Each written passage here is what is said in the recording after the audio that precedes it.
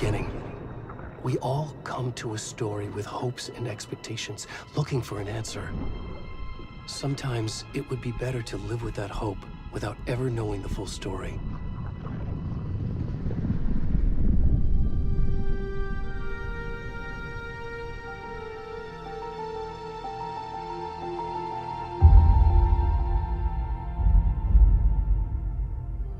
In a horror story, there are only victims and monsters.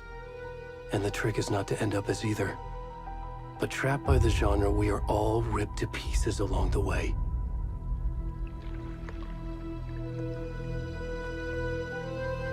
This is not the story I hoped it would be. This is not the ending I wanted. This story will eat us alive. This story is a monster. And monsters wear many faces.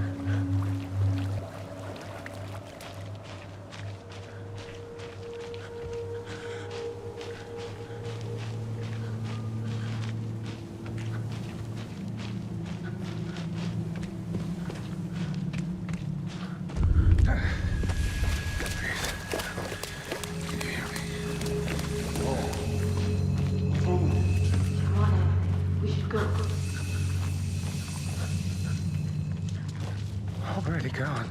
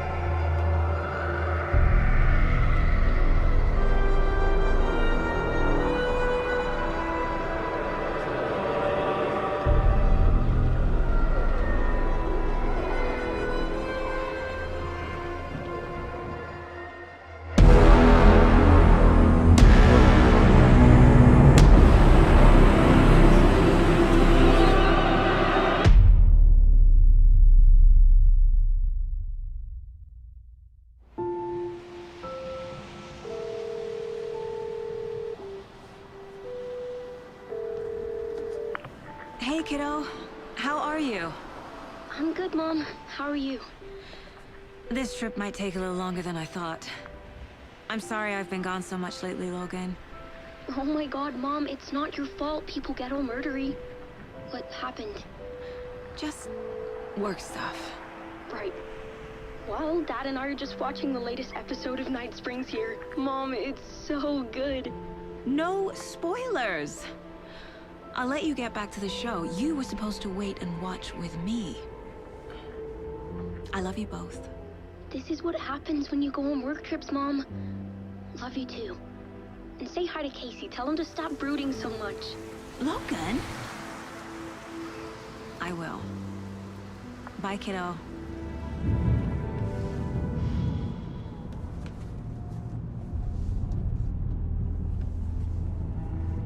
Logan thinks you should try cheering up. Snarky kid. Wonder where she gets that from.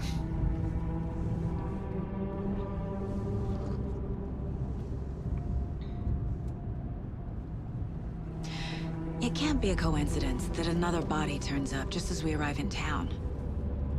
Feels like the killer's leaving us a message. I'm glad you're on this case with me, Anderson. It's right up your alley. You should take lead. Think of me as the backup. Okay. Any words of advice? Nothing that would cheer anyone up.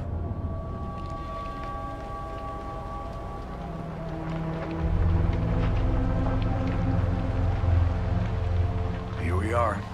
Cauldron Lake. Time to get to work.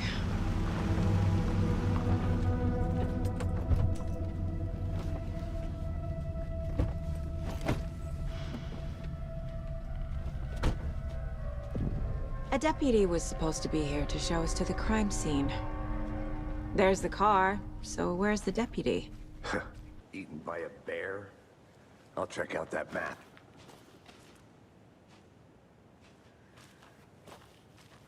Worth memorizing before we get swallowed up by the trees.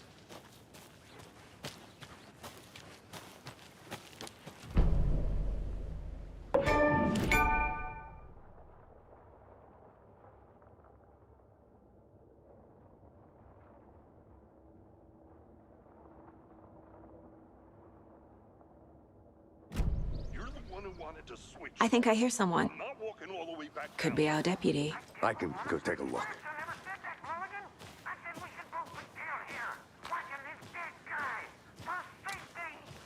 Wait. Hey, over here.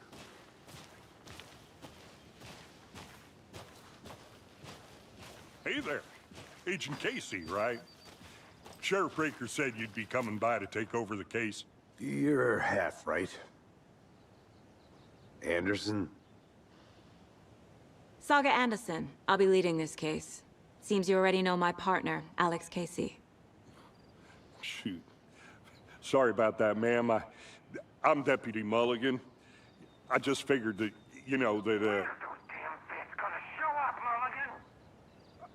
Federal agent's right here, Thornton. My partner, Thornton, down at the crime scene. He's not what you call the sharpest axe in the shed. Right here? What do you mean? Are they with you? Oh, shit! They didn't hear me, did they?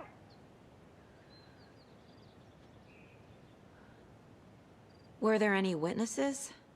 Yeah, a couple out-of-towners. I wonder what they were doing sneaking around the woods at night. Mention the city folk. It's pretty suspicious. Not that we have anything against city folk, right, Thornton? But don't worry. Sheriff Breaker took them back to town a while ago.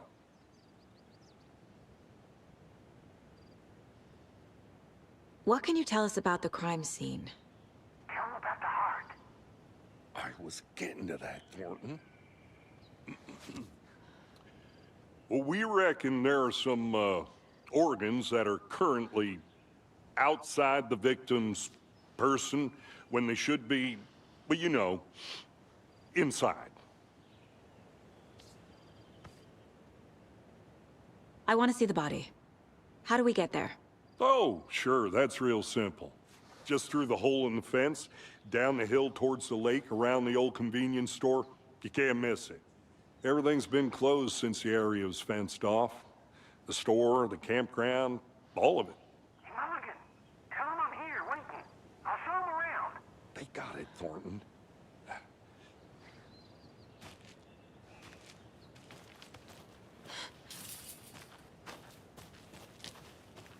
Before we get to the crime scene, there's time to review the facts of the case so far. Make sure I'm seeing the clues clearly.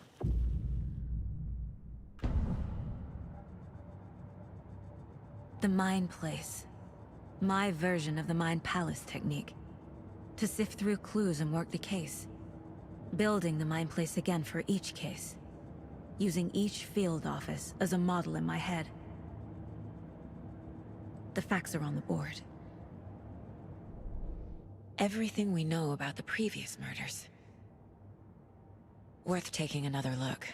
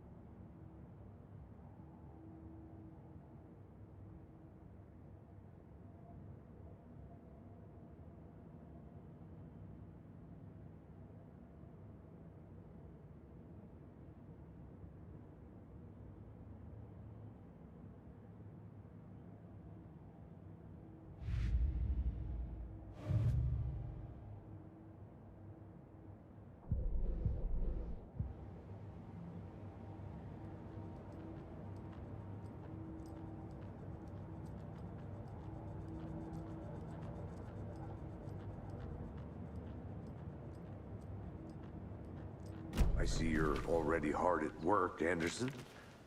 Close to cracking it? We're just getting started. Let's head down the hill to the crime scene. Fucking nature. Gives me a headache. There's too much sky.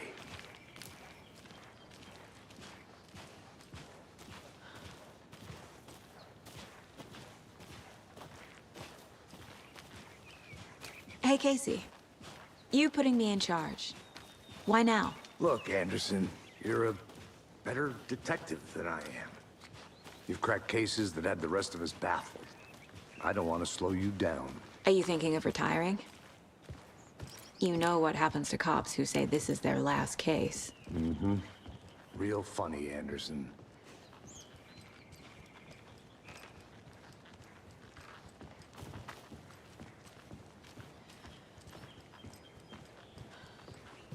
Stairs are out. You okay to jump down? I'm not.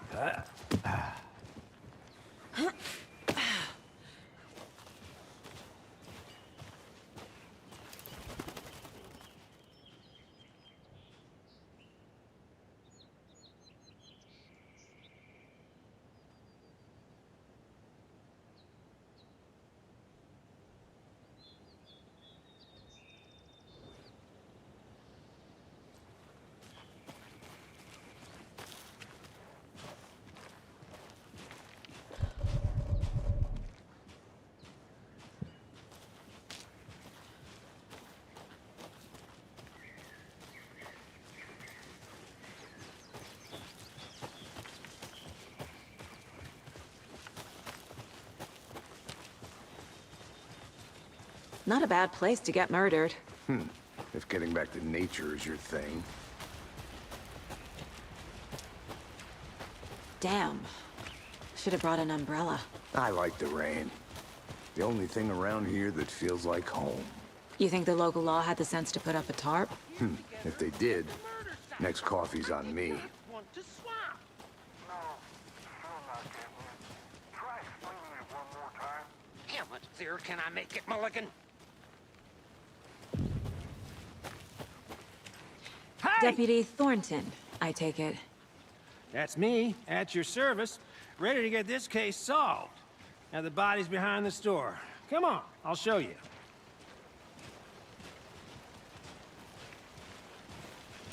So, FBI, huh? That's so cool. Hunting down psycho serial killers and shootouts with the mob. You forgot the UFO cover-ups. What? Those are real? You guys hiring? He's joking. Let's just see this body, shall we?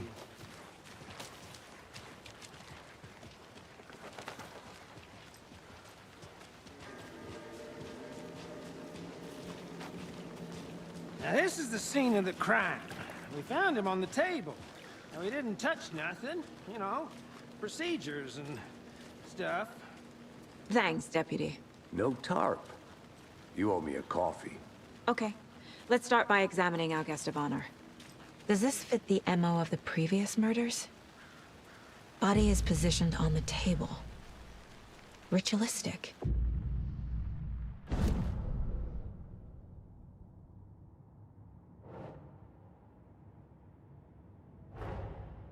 Another body turns up just as we arrive in town. Coincidence?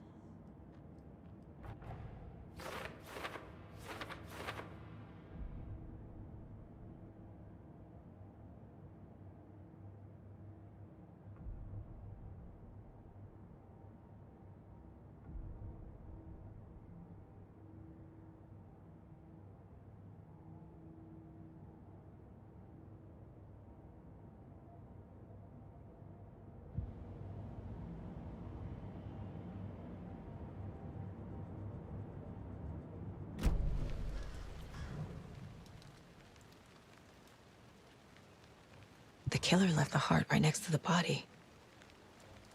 Bruising on the wrist from the cargo straps holding him down. Incised stab wound. Chest cut open. Heart removed.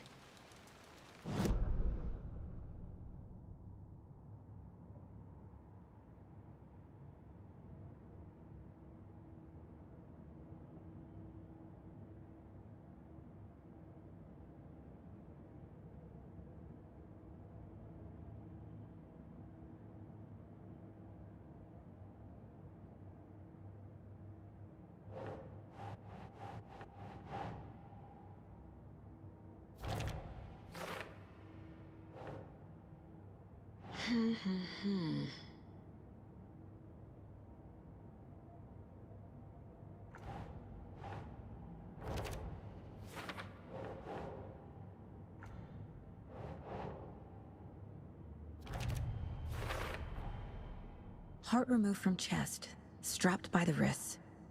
Definitely matches the previous murders. But this time the heart and the straps were left behind. More clues to work with. This makes 4 murders that we know about.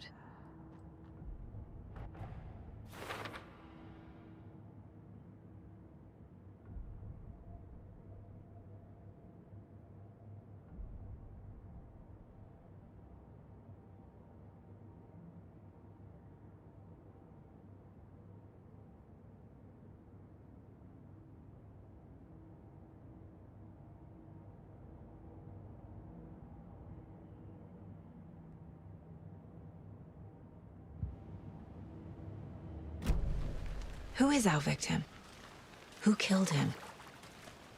Need to find more clues. Large amount of blood on the table. The victim died here.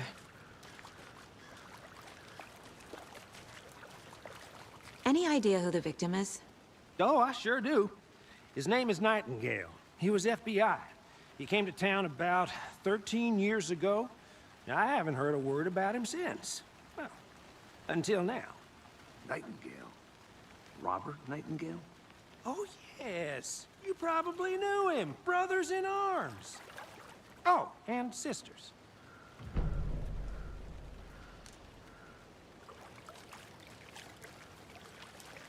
So you knew our victim? Well, I didn't recognize him in his current state.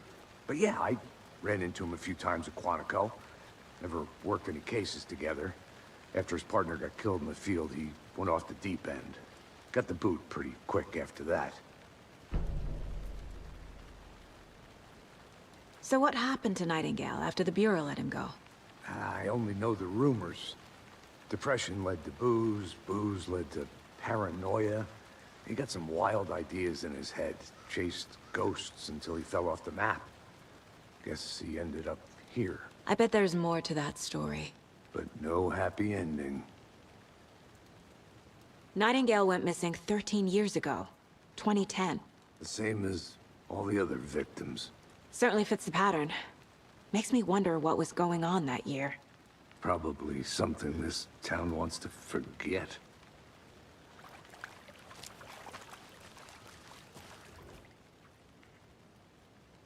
Someone was drinking beer. They spent time here, waiting. Someone left in a hurry. Knocked the tripod over. Was it for a camera?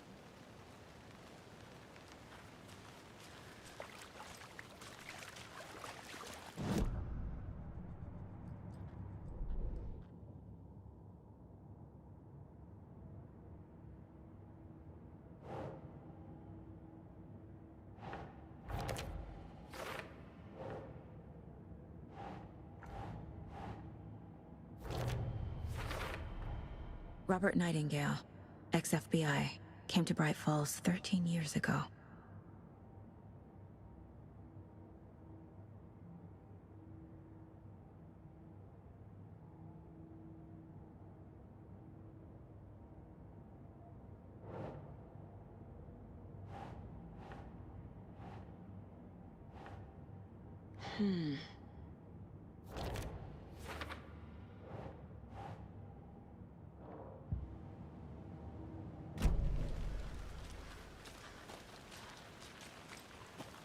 Multiple people were here. Multiple killers?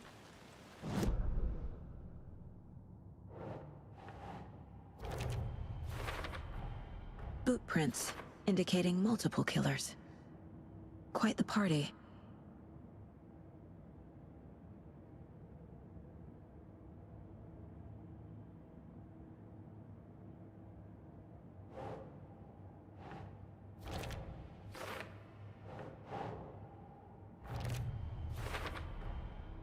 They planned for the murder to happen here, passing the time with equipment ready.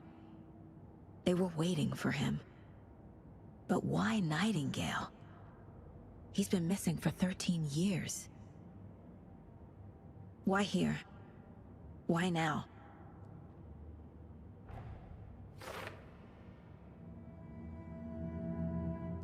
Profiling. Get into the subject's head. See what they saw. Feel what they felt. Use whatever I know about them to guide my intuition to a revelation. Piece it together.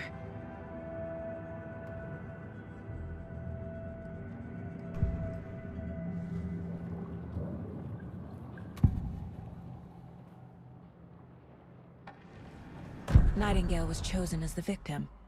Why? Flip the switch, it goes click. Lights are off. But somebody's home. Somebody's home. This wasn't some random act of violence. This was a ritual. And Nightingale a component. They didn't see him as a person. More like a container for something. Agent Nightingale has been MIA for 13 years. How did he end up here? Up from the lake that's not a lake. It's dark. He was there too. You are not allowed in the lake until he says otherwise. Robert Nightingale came from the lake, before his murder.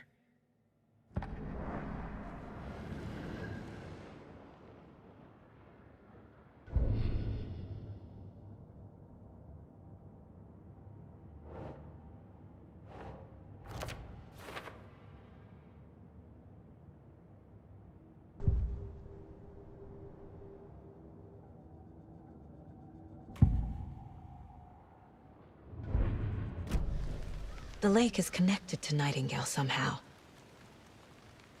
Casey, let's take a look down by the lake. Lead the way. Sounds good. This way, right? Right. Well, okay. Well, I'll just wait here.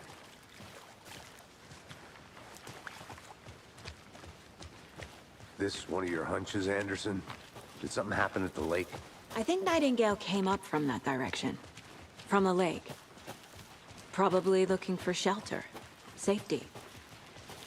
They were waiting for him. When you're ready, I'd love to hear what you put together so far. Sure. It's not that complicated. Nightingale was out in the woods alone at night, possibly nude. The killers knew he was here, ambushed him, dragged him to the campgrounds, strapped him to the table, cut his heart out. But then they were interrupted by those witnesses, the Bookers. A witch with no heart. A strange echo of owl murder. I didn't know trees got that big. Gives me the creeps. You need to get out more. It is kind of creepy, though.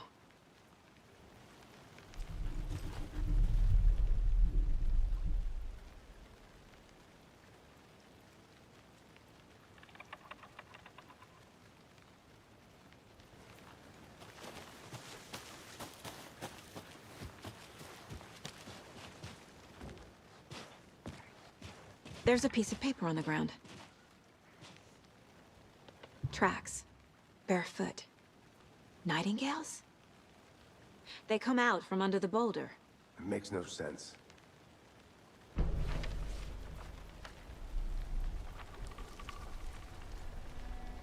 A page full of text on one side. Not a printout. Written with a typewriter. Old school.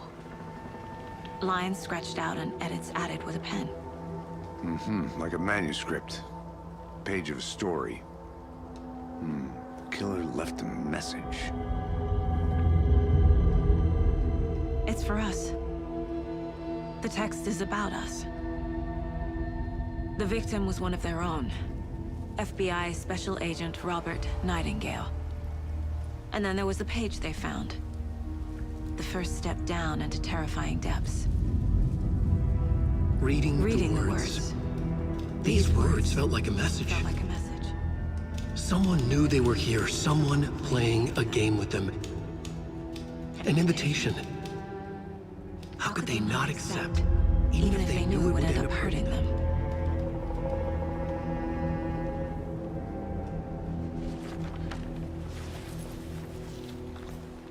Someone's been watching us. Playing a sick game with us.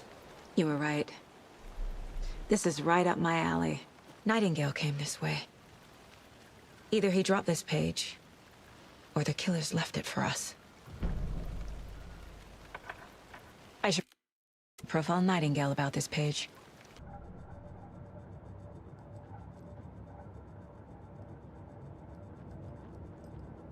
This mug always cheers me up.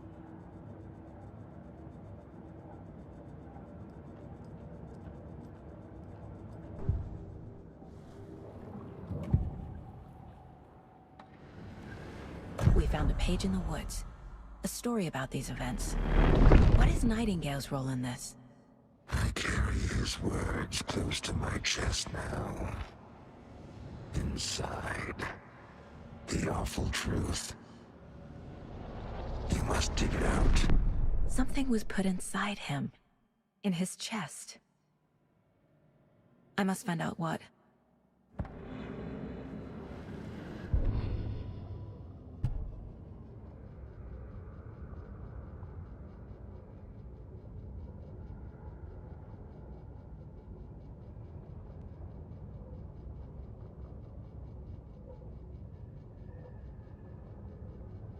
The victim was one of their own. FBI Special Agent Robert Nightingale, gone missing here 13 years ago. Now he had suddenly turned up, only to be murdered in a brutal ritual on the very day of their arrival. And then there was the page. This page, the first page that they had found, not the last. The first step down into terrifying depths. Secret truths trembling beyond the threshold. Reading the words, these words, felt like a message. was a message. Someone knew they were here, what they were doing. Someone playing a game with them, leading them on. An invitation. How could they not accept? The sheer audacity of this impossible mystery presented to them, even if they knew it would end up hurting them.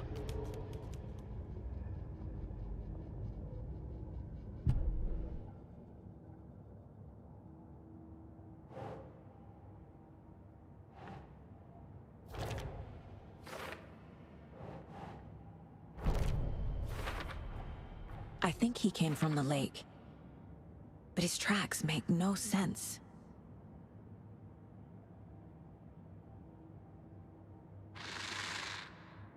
Up from the lake that's not a lake. It's dark. He was there too. You are not allowed in the lake until he says otherwise.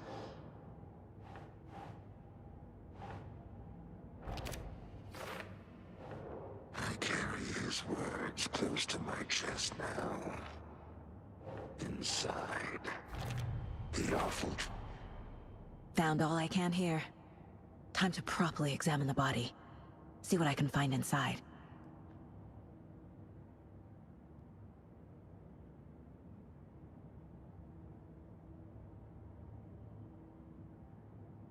Casey, I think something's been put inside Nightingale's body. Let's tell the deputies to get the body to the town morgue. Okay.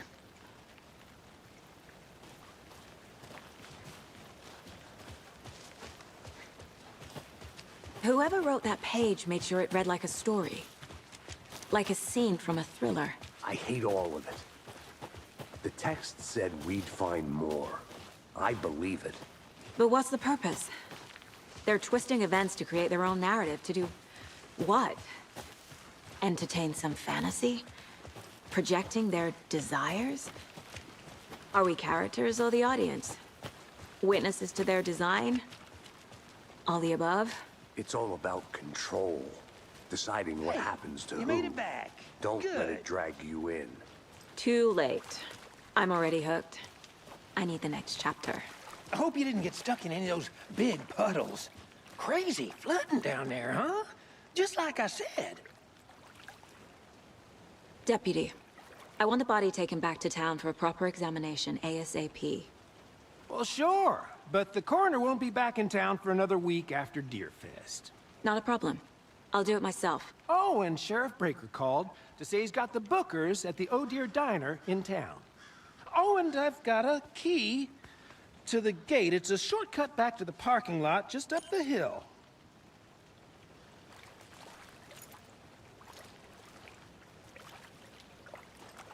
Thanks. Let's get the car, drive to Bright Falls, and talk to these witnesses, the Bookers. At the diner, right? I could use a cup of coffee. Let's try that shortcut the deputy mentioned. Sounds good.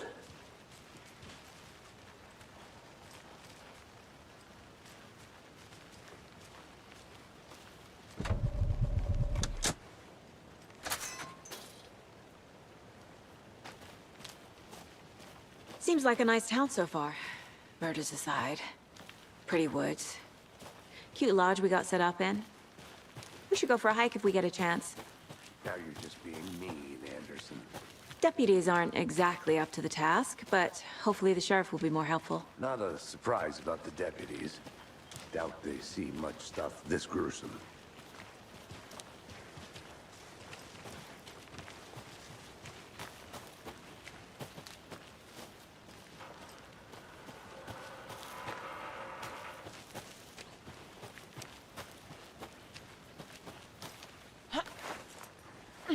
Is that a kid's lunchbox? An Alex Casey movie lunchbox. Casey hates the endless jokes about coincidentally having the same name as a fake detective. He hates those cheesy He really hates the movies.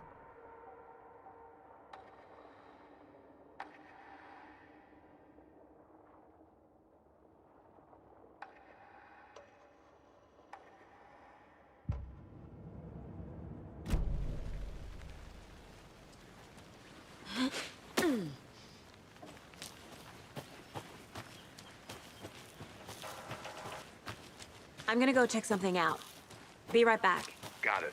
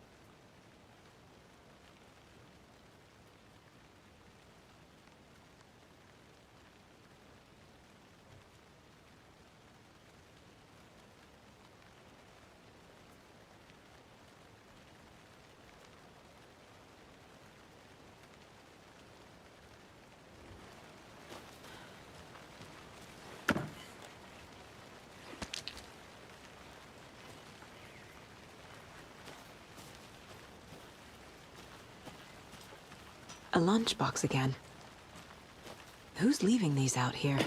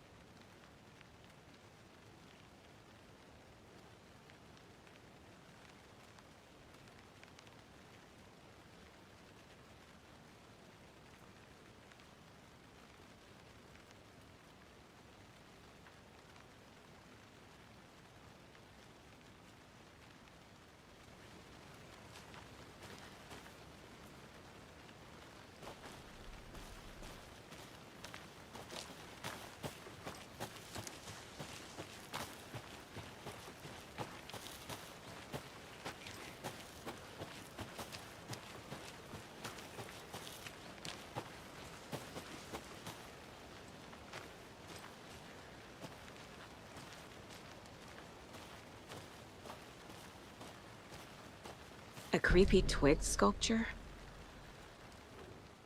Wonder what's inside. I should take a look around for a way to open this thing.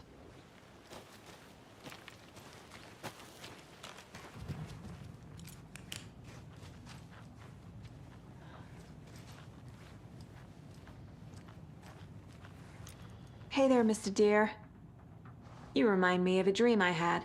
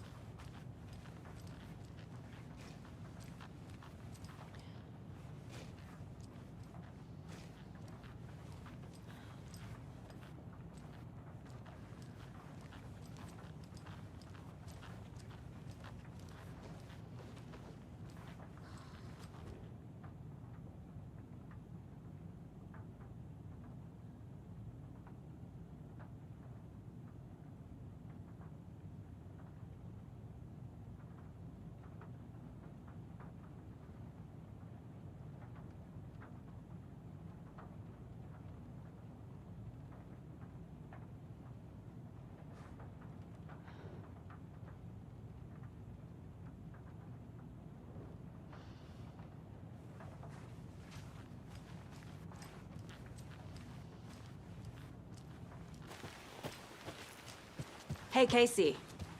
What's the far's favorite shape? Please, Anderson. Just one case without the A triangle. I don't get it. Yes, you do.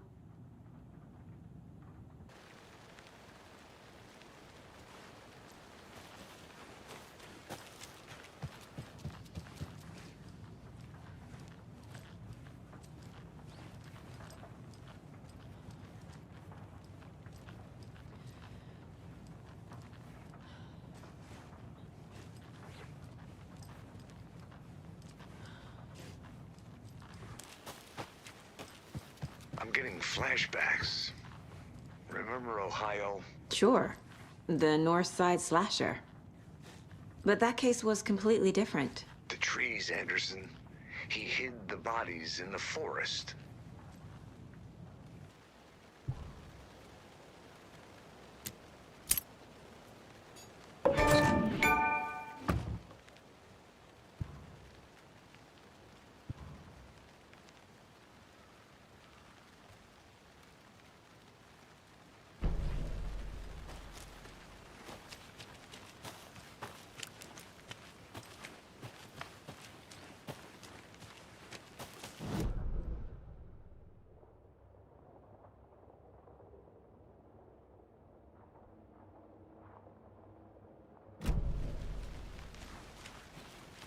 Welcome back, Anderson. I'll be back in a second. Roger.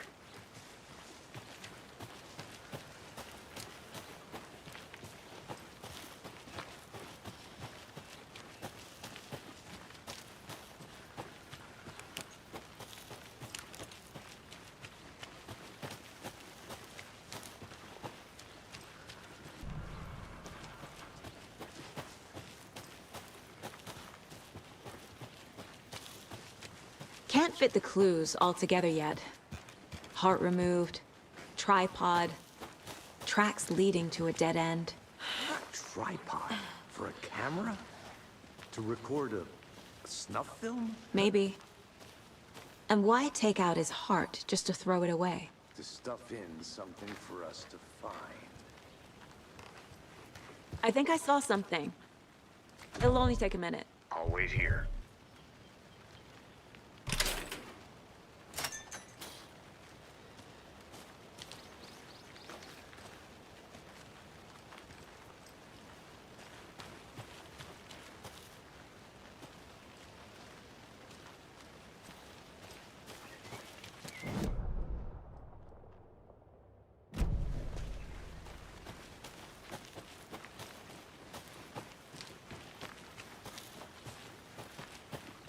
I'll look around.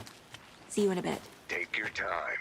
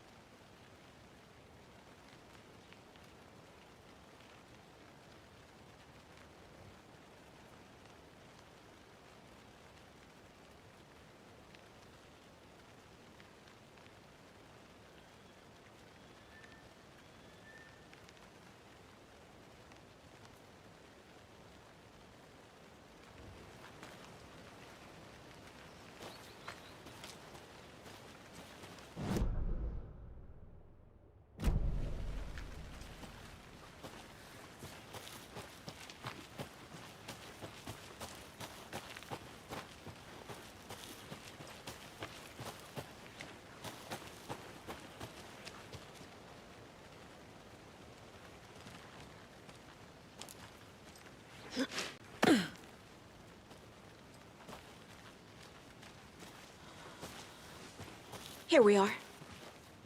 Let's drive back to town and meet the sheriff at the diner.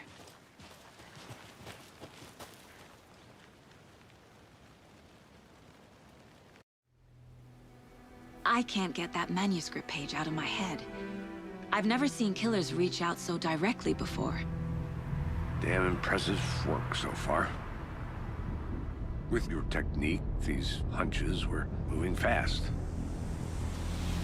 I wasn't sure about taking a case so far from home, but I'm thrilled to be here for this mystery.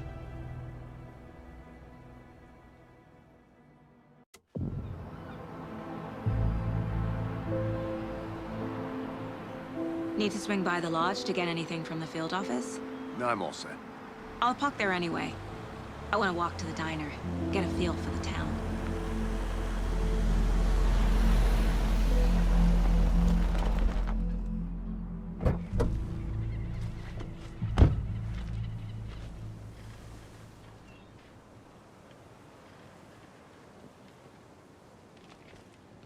The diner's just up the waterfront. Shouldn't keep the sheriff and our witnesses waiting. I smell coffee.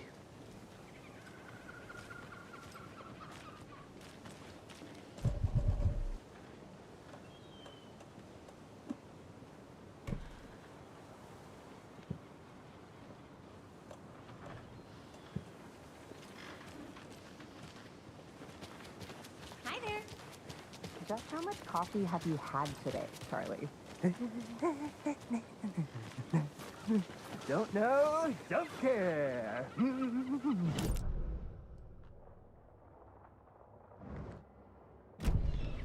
Never enough coffee. Oh, that rich, bittersweet nectar. Get it in, coffee world. Get it where you can. Get it now.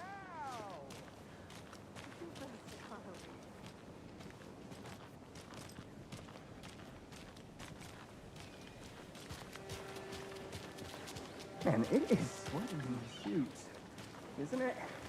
Charlene, are you as comfortable as I am? You don't think the amount of hot, caffeinated beverages you downed has anything to do with it? I don't know what you're talking about. Hell. Oh dear. You.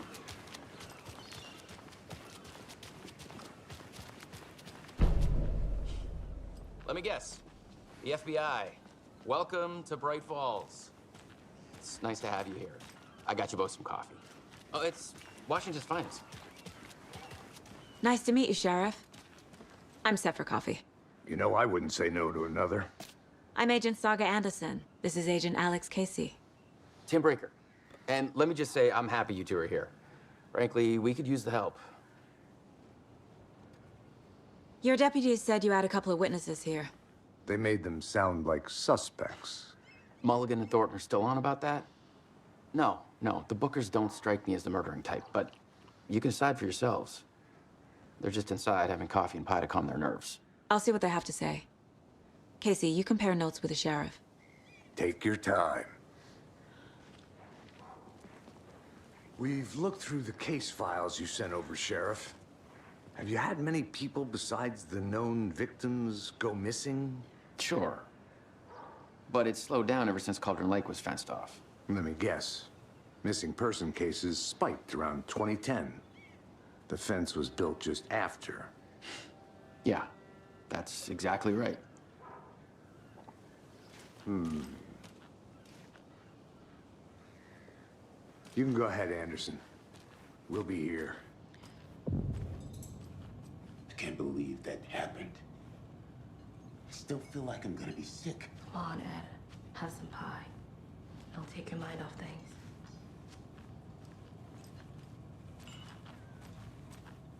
Hi. Excuse me. I'm Agent Saga Anderson. Are you the Bookers? That's us. I'm Tammy, and he's Ed. Hello, officer. Just Saga is fine, Ed.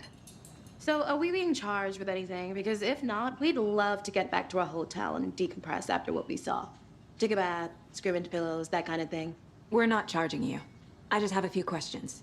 Nothing to stress about, okay? What were you doing at Cauldron Lake last night? I'm a writer. True crime. We're here from New York, doing some research on a famous novelist, Alan Wake, who went missing here. I was down at the lake, getting some details. Perfectly legal. So what did you see in the woods? This naked dude came out of the lake, and he was acting crazy, shouting weird shit at us. He must have been on something. Unless skinny dipping at dawn is a thing around here. Then we heard shooting. We ran into these psychos in deer masks. They were tearing into the naked guy with knives, like some kind of satanic cult. And then we bolted and called the cops. What makes you say it was a cult? The masks and knives aren't enough. They were shouting, "Cult of the tree, the cult of the tree, cult of the tree." Oh, and then we found out. The whole thing was terrifying. That's all.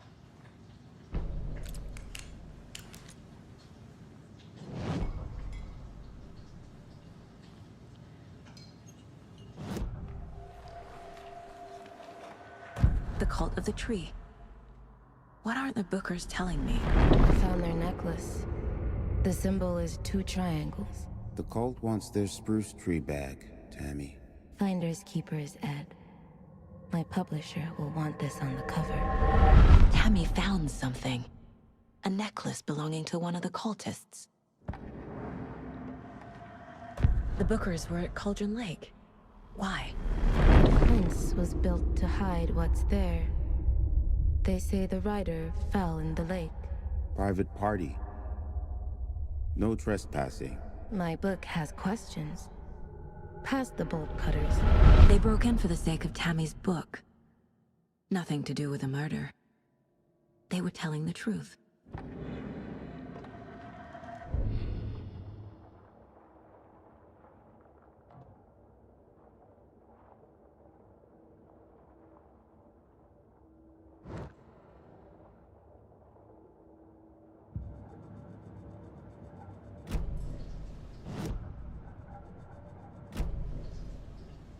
So you found something there, right?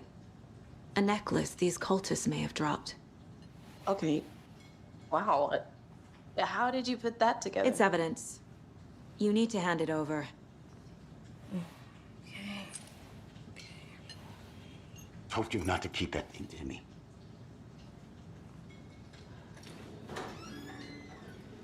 Thanks. This could prove to be helpful. Do me a favor. Stick around town for now in case we have any more questions. Like we'd even dream of missing Deerfest. Oh, God. Saga! Saga Anderson. As I live and breathe. I thought we'd never see you back here after that awful, awful thing happened to your baby girl. How are you? I'm sorry. Who are you? I don't know what you're talking about. It's me, silly. Rose. You know me. I don't think I do. And what horrible thing happened to my baby girl? She drowned. Your daughter. That's so weird you don't remember. How do you know I have a daughter? Oh, I know what this is. You're blocking out your traumatic memories. Happens on TV all the time. No. You're mistaking me for someone else. If you say so.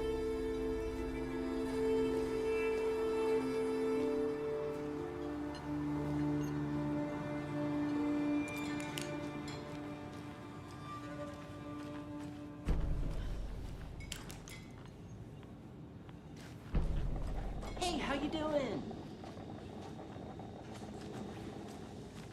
Hey, how's it going? This is exactly why I hate small towns. Down, Ed. You know how touchy these rural types can be.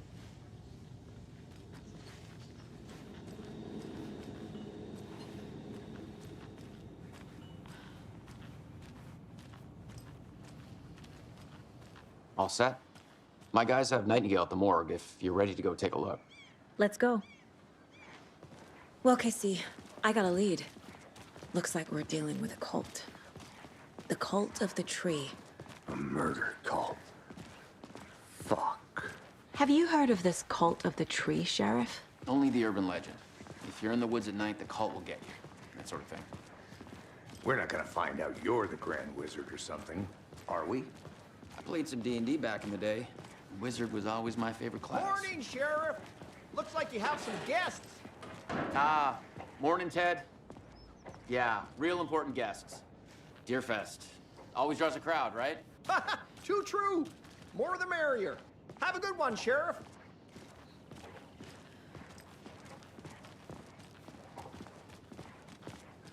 Hey, what do you know about that waitress from the diner? Rose? Yeah, she's a bit of a space case. Always has been. Why? What'd she do now? She kept saying that my daughter drowned. She even knew my name. It was all very weird. Rose has a talent for saying the weirdest thing possible. But it's best not to take it personally.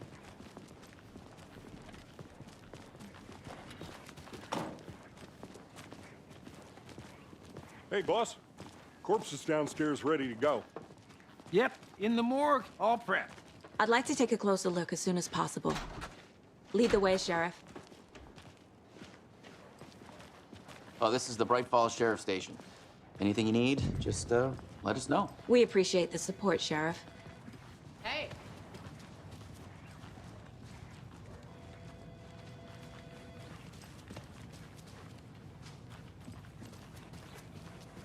Agent?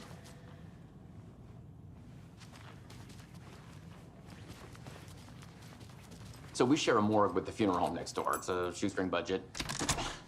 I guess you guys don't have that problem, though. Our only coroner rotates between a few other towns, and he's away this week, but you can handle this, right? I'm qualified to perform examinations. Yes.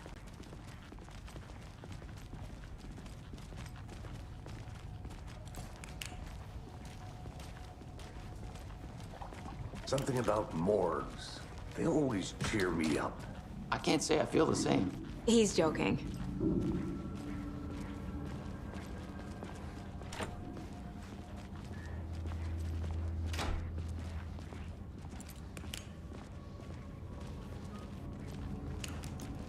Okay, let's take a look at our patient. I'll start with the external inspection before performing the internal examination. What was the cause of death? What other clues can the body give me? The body shows signs of being submerged in water post-mortem. It doesn't add up. Uh-huh. They did leave something inside his chest. This looks like text. A tattoo? Nightingale didn't strike me as a tattoo guy. Defensive wounds. He put up a fight. There's writing on here. Can't make it out. Writing? How'd they manage that?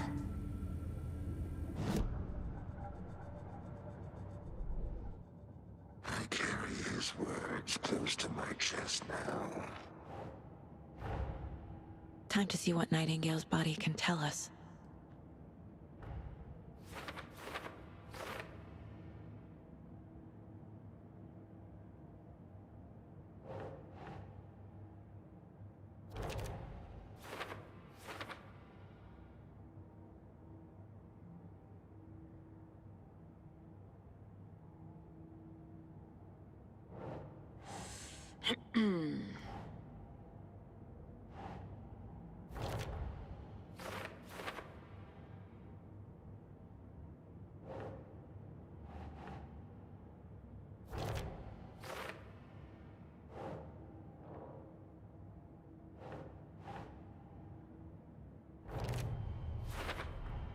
Chest wound is cause of death, but the corpse is bloated, waterlogged. Doesn't add up.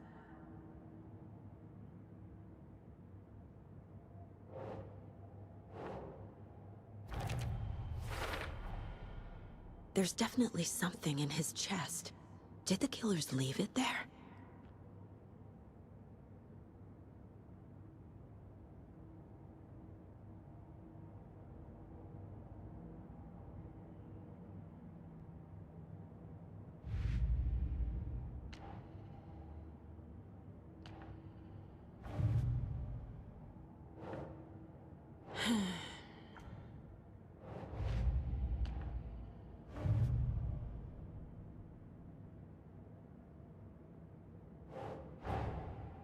Finding a Casey movie lunchbox out here can't be a coincidence. Another message?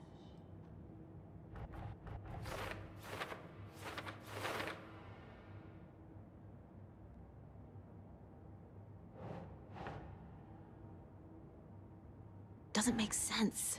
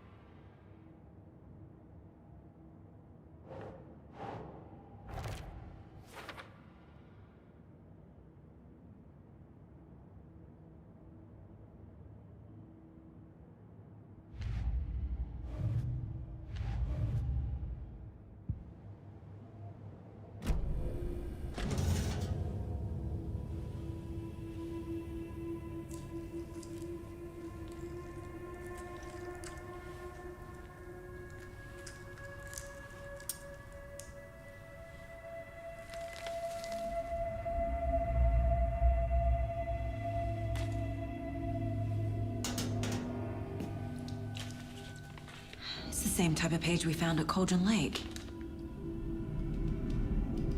Nightingale hunted Saga. Didn't see her. The Taken could not see into bright light. Light hurt them, made them vulnerable. Nightingale had no heart, but here he was, killing. Someone's created a fucked up fantasy about us. Hey, hold on. We found these kinds of pages.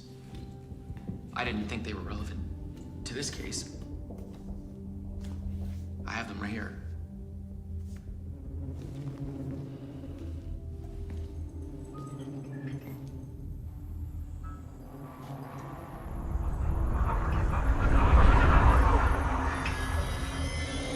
No, wait!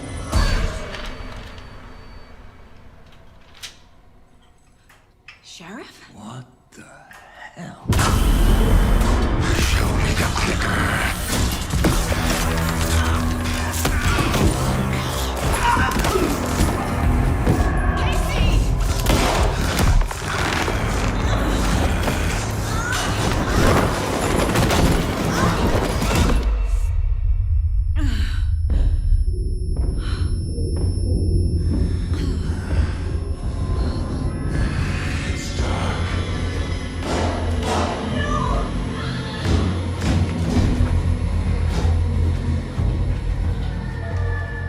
Didn't see her. Could not see into bright light.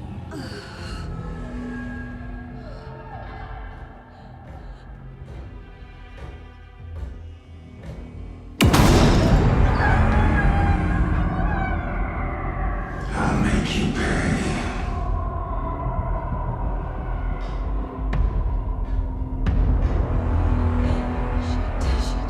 He's coming. No weapon. The page is set to get into the light.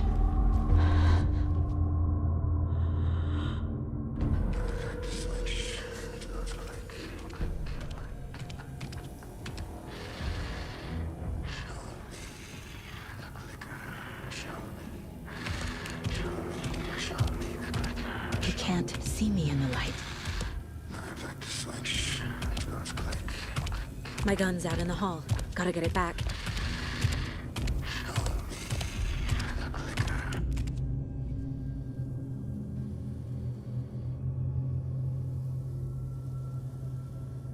Go!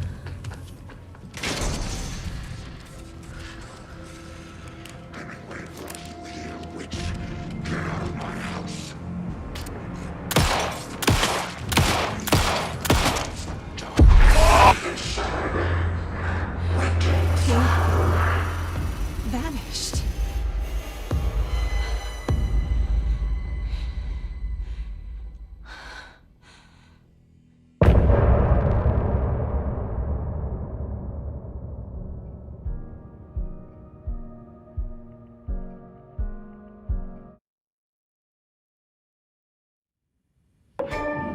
He didn't have a heart, but he still got up.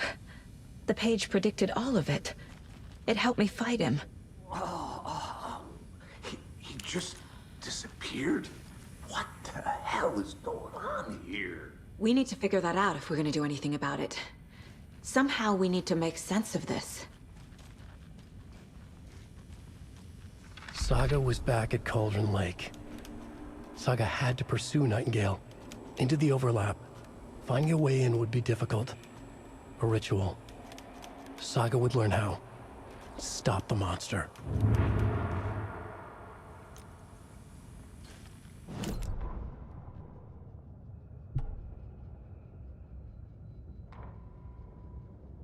The autopsy room was a mess, like a bomb had gone off. Nightingale hunted Saga. Didn't see her under the light, lurched past her. The Taken could not see into bright light. The light hurt them, hurt the darkness in them, made them vulnerable. I flick the switch, it goes click. Show me the clicker, lights are off, but somebody's home. Hemingway brought you here, witch. Get out of my house, Nightingale shouted. A wave of terror crashed through Saga's head. The awful truth. Nightingale had no heart in his chest, but here he was, killing a monster. The world had lurched out of balance. You found yourself trapped on the far side of the mirror. Saga was back at Cauldron Lake. He was there too.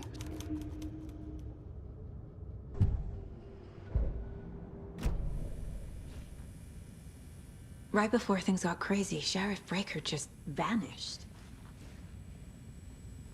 Maybe the sheriff knew more than he was letting on. He seemed anxious, like he dreaded what was coming. One more mystery. There's no rational explanation to what we just saw.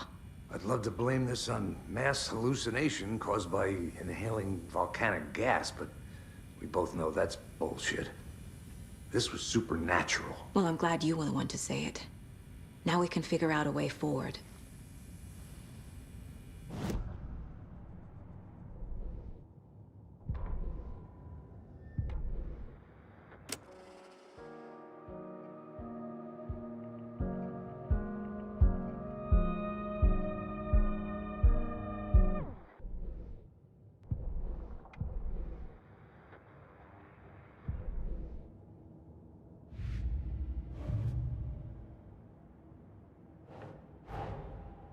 A dead man turned into a monster.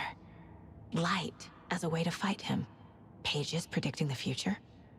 There's no rational explanation. This is the case we must solve.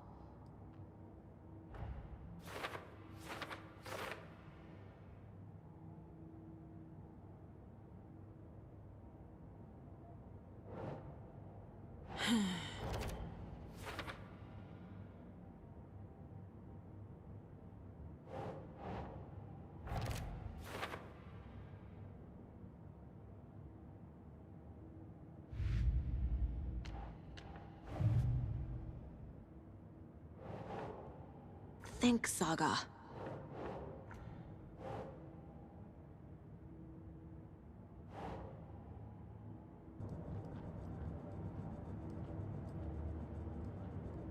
The Mile High Strangler case. Proud of that one.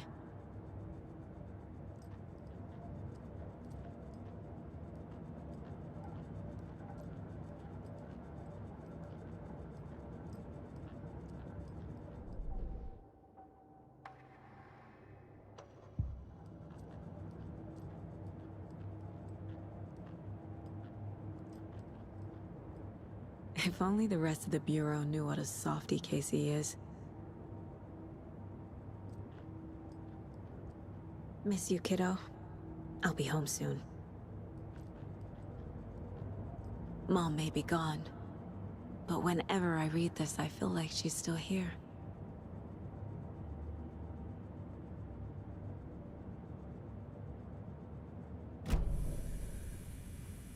The victim of a ritualistic murder turns into a monster. Is there a connection? Looks to me like the cult of the tree is performing rituals to create monsters. Maybe. We need to start with learning this cult's goal, their purpose. The page places Nightingale back at Cauldron Lake. Calls him a Taken. We need to head over there, stop him, before anyone else gets hurt. Okay.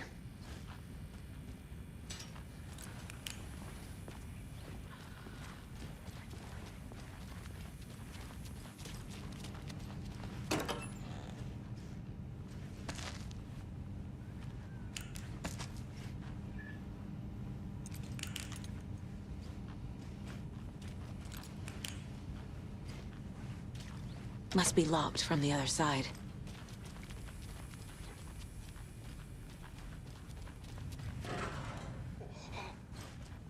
We heard gunshots. Y'all okay? Did you get spooked by the bodies? Sheriff Breaker disappeared.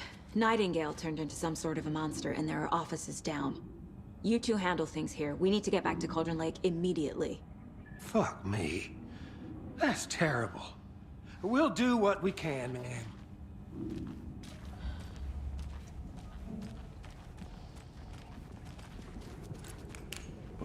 That's crazy, right, Thornton? Nightingale's heart was missing. How could he do anything? He's dead.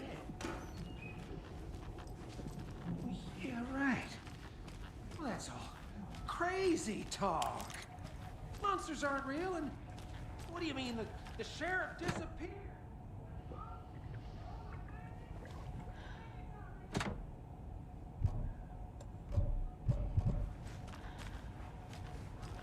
No, Thornton.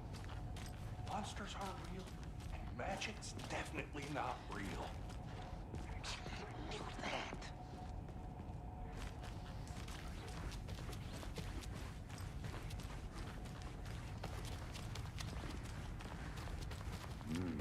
They're a fine pair.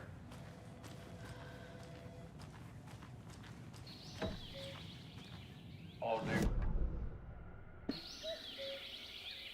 Oh dear. I am a tourist, and it appears that I'm lost in the woods. If only had a tour guide. Also, it's bear season. Bear. Help.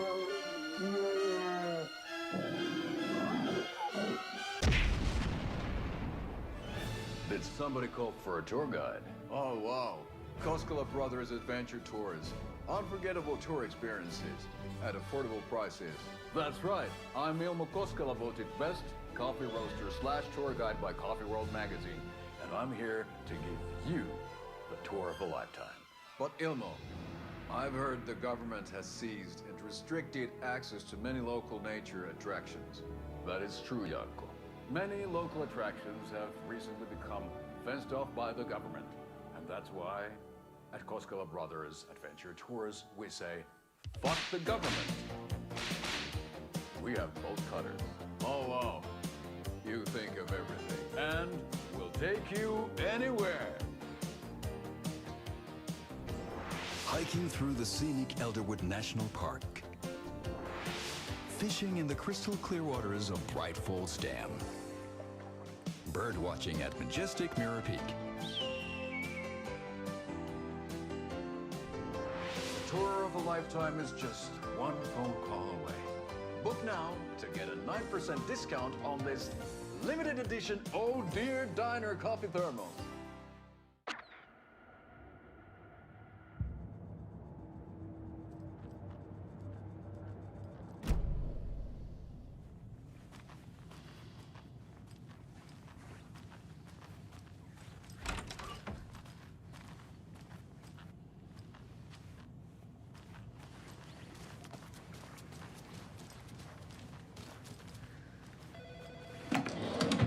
My client has been held here long enough. Are you gonna let me speak to them or not? Just a moment, ma'am. Someone will be right with you.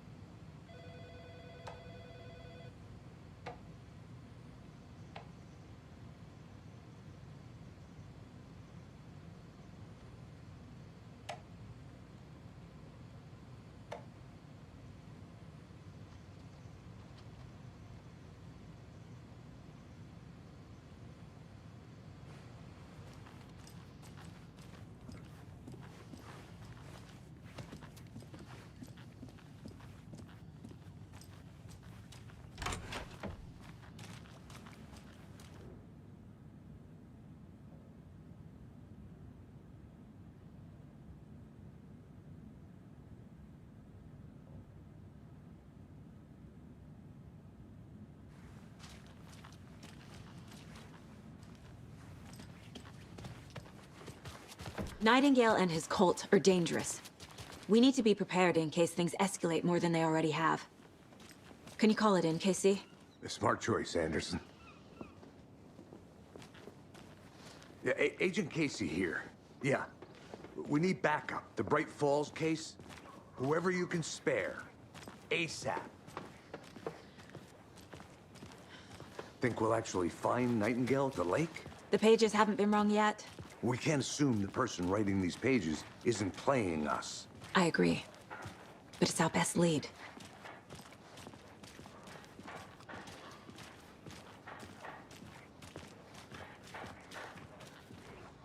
Mercado won't roll over on the issues.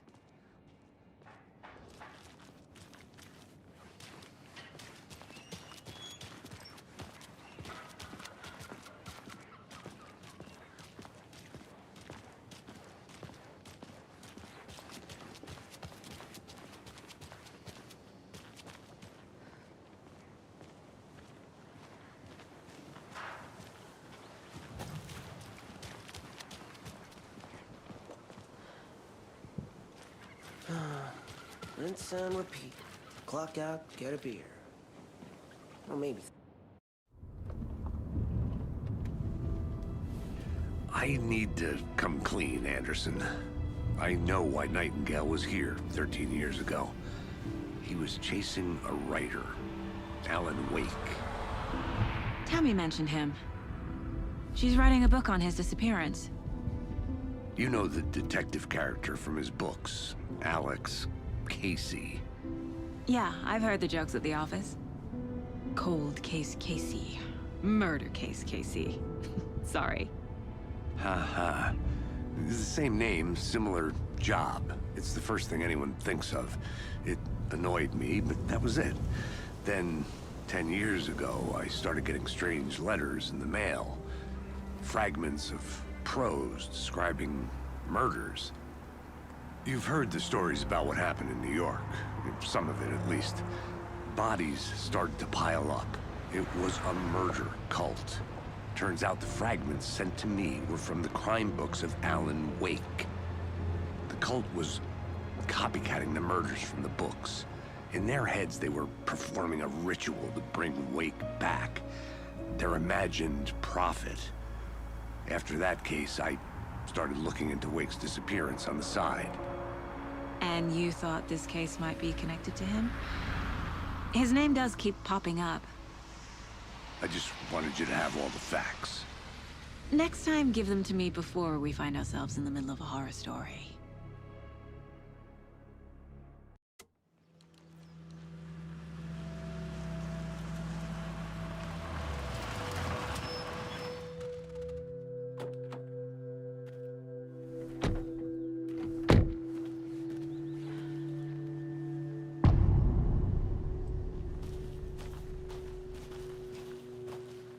The page says Nightingale's in something called an overlap. Need to figure out exactly what that means. I'm happy I'm not in charge of this mess. Thanks. Let's start looking for Nightingale where he was killed.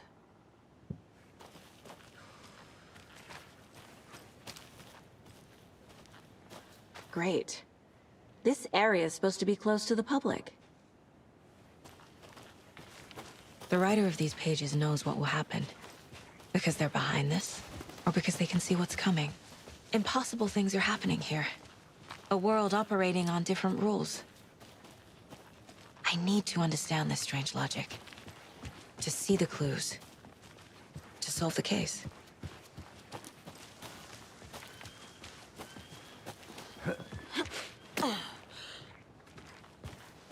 I've been thinking more about the Cult of the Tree. What sort of cult refers to themselves as a cult? In my experience, they don't. We're not seeing the full picture yet.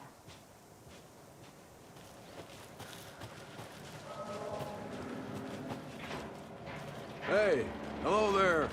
How are you folks doing? Those restricted areas. Hello. Saga Anderson.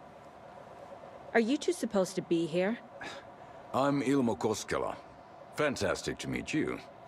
And yes, Stephen here hired me to show him through the woods. He's in town on important government business. Fixing this impressive piece of hardware. I work for the FBC, ma'am. I'm authorized to be here.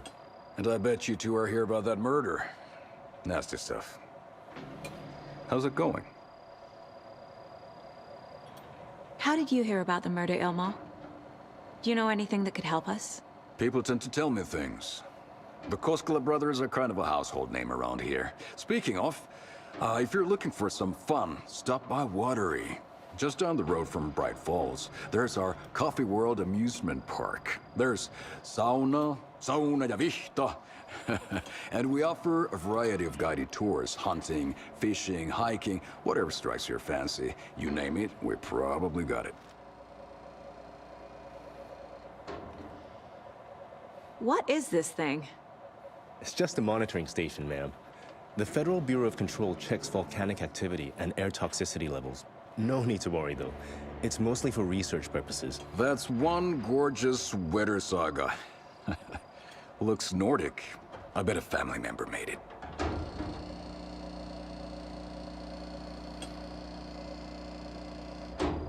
My mother made this sweater for me. How do you know? I knew it. My mom used to knit those sweaters for me and my brother. Watery, my hometown, was founded by Finnish immigrants. So between your name and the sweater, I figured your family might be from Finland too. Suomi, Finland. Ulla, Karjalan piirakka. Close. My mom's family is from Sweden originally. I don't know much about them beyond that. The sweater is just something to remember her by. Stephen, we're investigating a murder that occurred nearby.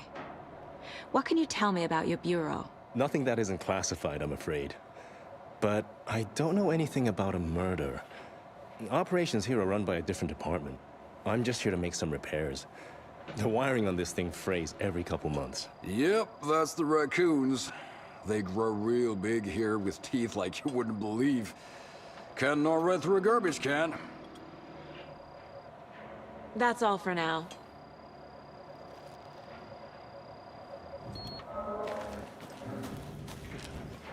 What'd you find there, Stephen? Just something that shouldn't be here. Clear as my ass.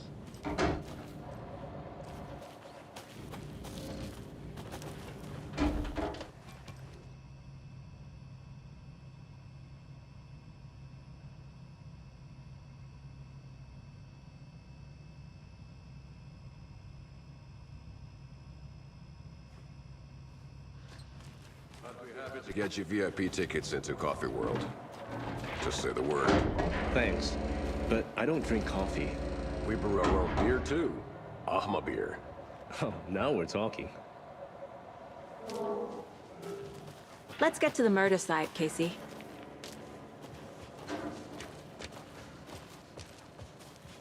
A lot of things about this case keep bothering me. But one thing feels really off. Breaker's disappearance.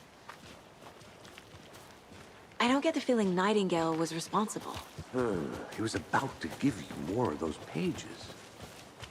Something didn't want us to have them? Or was protecting him from Nightingale? Spontaneous combustion? I don't know.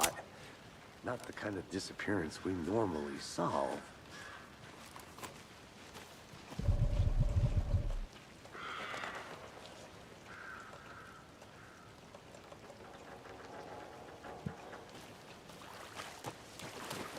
Our crime scene's drowning.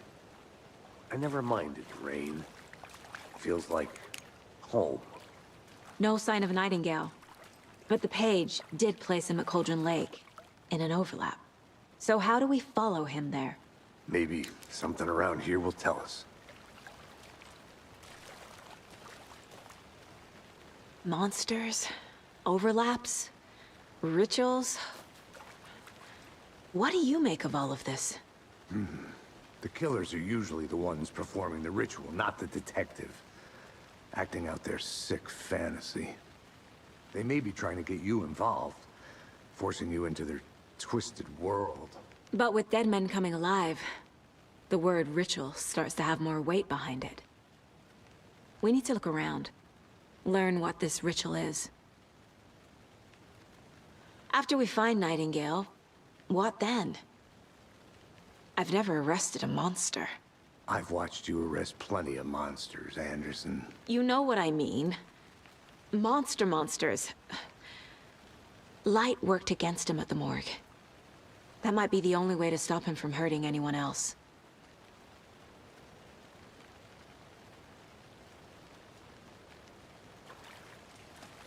We've seen this symbol before. Good eye.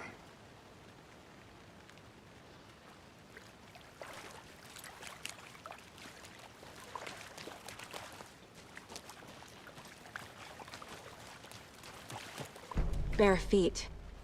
Nightingale. I'll see where these footprints lead. Can you comb through the crime scene one more time, KC? Just in case? On it. If anything comes up, I'll radio you.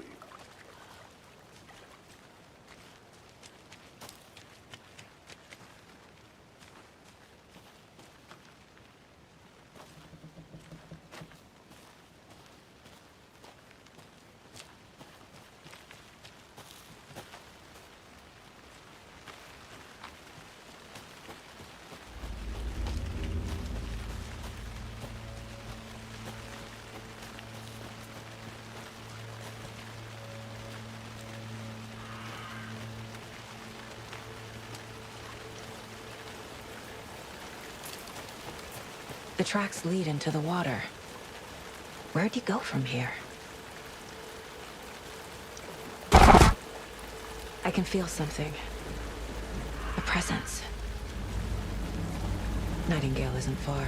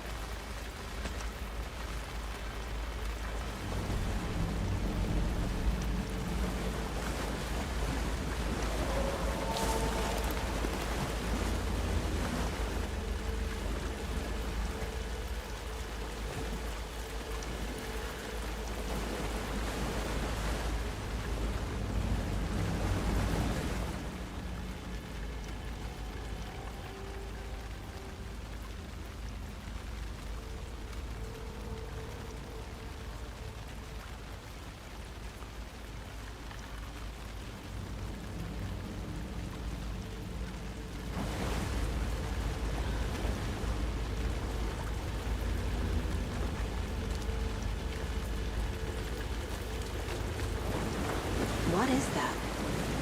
Seems these aren't the same tracks that were here before. They're headed into the tree, not out of it.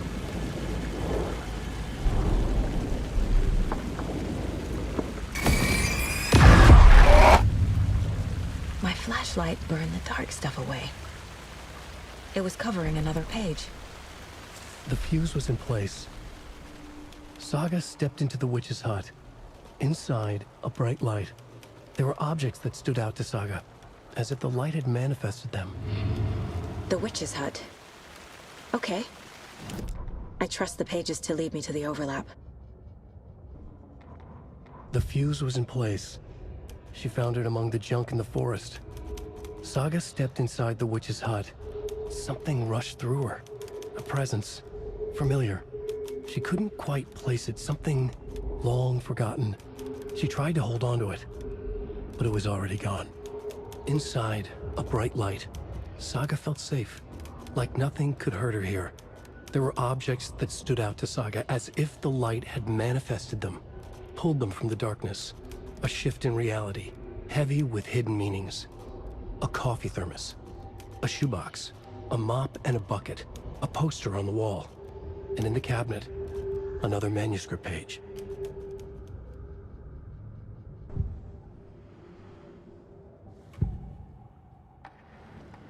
I know Nightingale is somewhere around Cauldron Lake. The tree was a threshold. This place and the dark place. You're in over your head. Next stop, Caldera Street Station. The threshold. Like a doorway. Leading to Nightingale. It's somehow connected to a tree. Witch's ladle?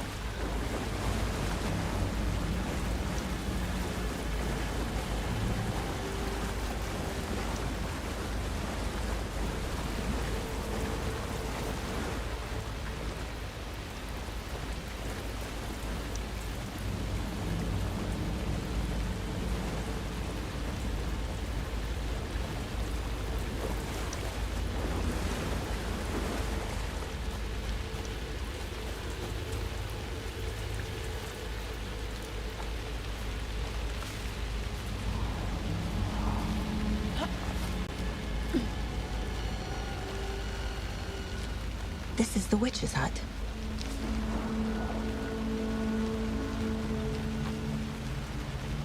The page described the hut being lit and mentioned a fuse.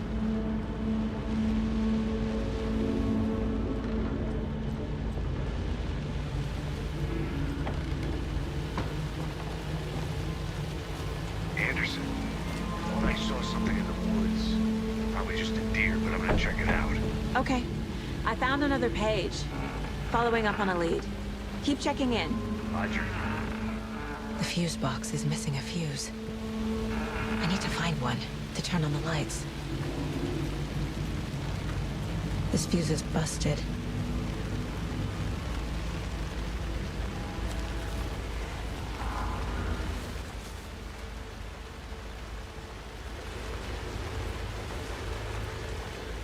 This one looks good. People should really stop littering, though.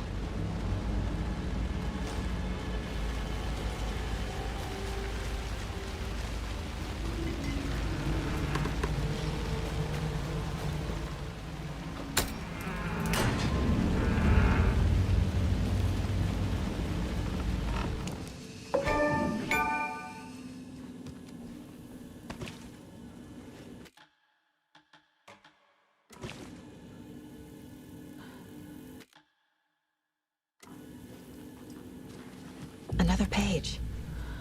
The image of the witch in the sign. Saga addressed the witch. The smudged line on the heart. The second part recited from memory. I brought you the heart, witch. Show me the terror. Saga pushed the heart through the hole in the sign.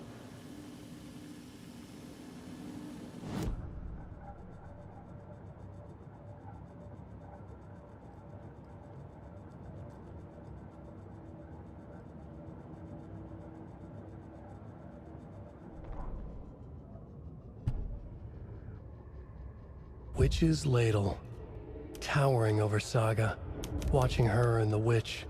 The image of the witch in the sign, Nightingale's heart, a cold, dead lump in her hand. Her definition of sanity had changed since she arrived in this town, but she trusted the pages, was forced to. Saga addressed the witch. She squinted to read the first part of the ritual words, the smudged line on the heart. The second part recited from memory. The words she had read on the page. I brought you the heart, witch. Show me the terror. Saga pushed the heart through the hole in the sign. This was the key. The tree was the threshold.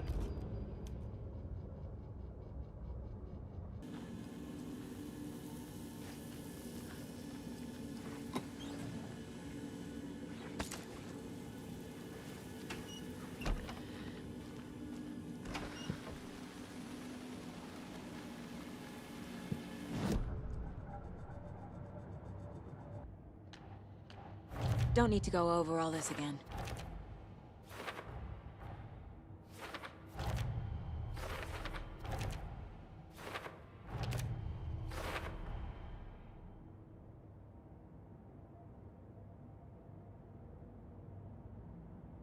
The tree was a threshold. This place and the dark place. You're in over your head. Next stop, Caldera Street Station. The page from the witch's hut seems to be describing some kind of ritual.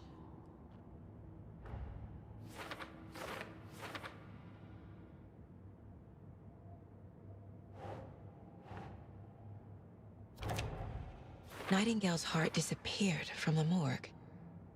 Where is it now?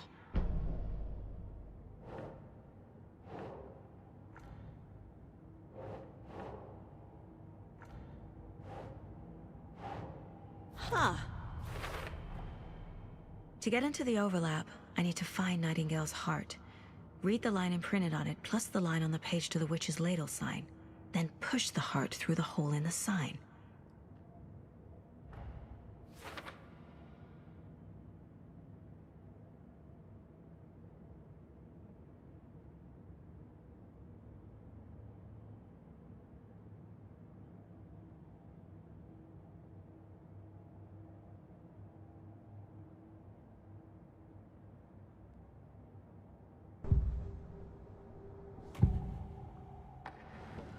need Nightingale's heart to get to the overlap. Where is it? The cultist leaned close. He was there, but he was risen. Nightingale was there. The opposite of sunspots. Who said that? That's not it. I don't have what I need to find Nightingale's heart. There must be more. Nightingale's heart. Where is it? While they played cards in the general store, the witch had stolen his heart. Get out of my house. Nightingale's heart is at the general store, in a fridge.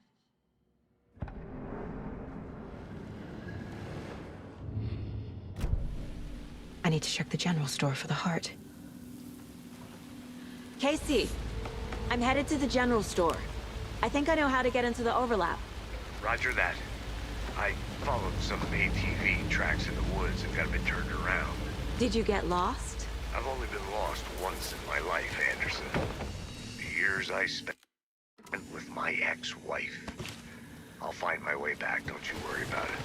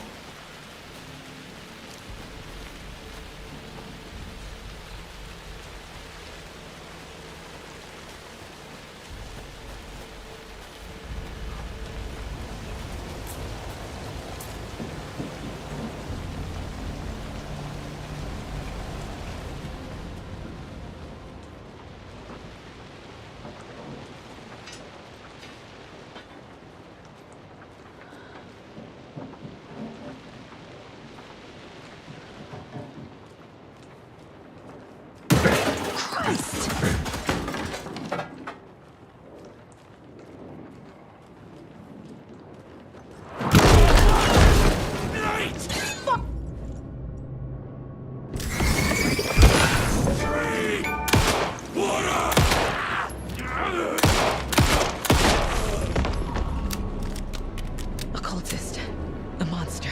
Like Nightingale.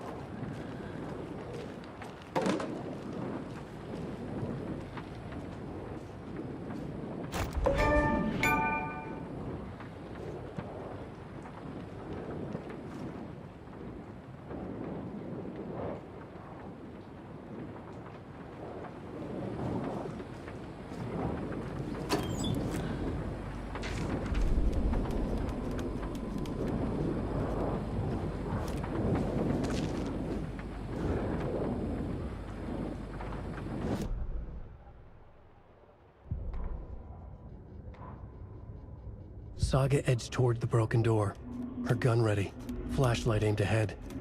Nightingale said it would be here. The Cauldron Lake General Store was overgrown, left to rot. Saga thought about the cult of the tree. They'd been here, waiting, planning a gruesome ritual murder. Meanwhile, they played cards in the general store, like it was just another late-night poker game. Saga stepped closer to the door. Had the animal broken it? There was a loud crash. Saga found herself face to face with a cultist, a hulking figure in a raincoat. We watch in the night. Wild eyes behind a plastic deer mask, an axe in his raised hand.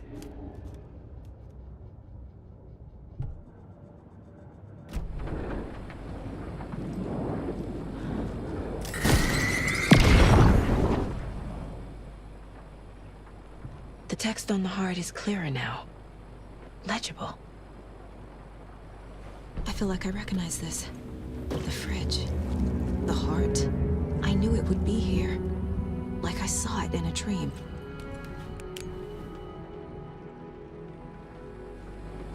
And now I need to give the heart to the witch. Makes total sense.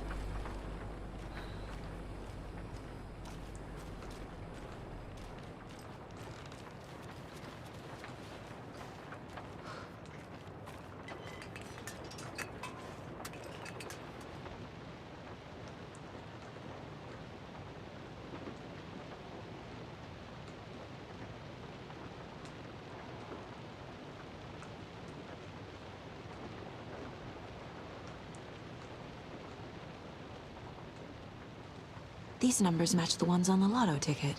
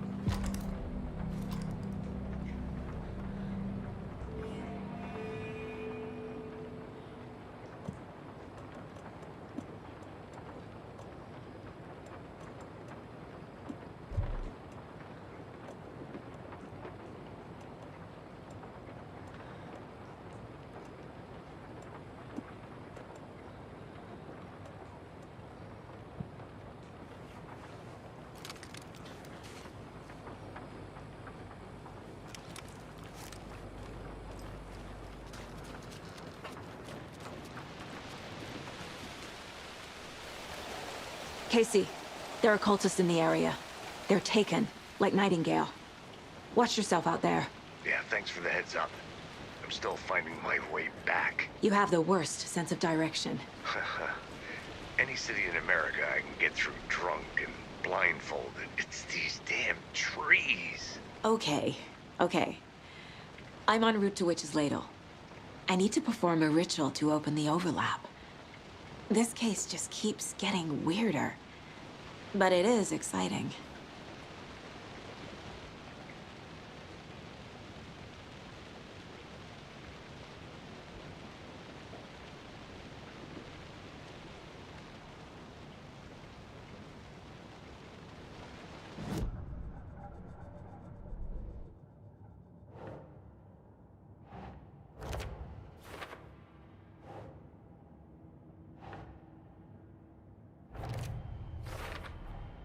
Sounds literary, but what does it mean?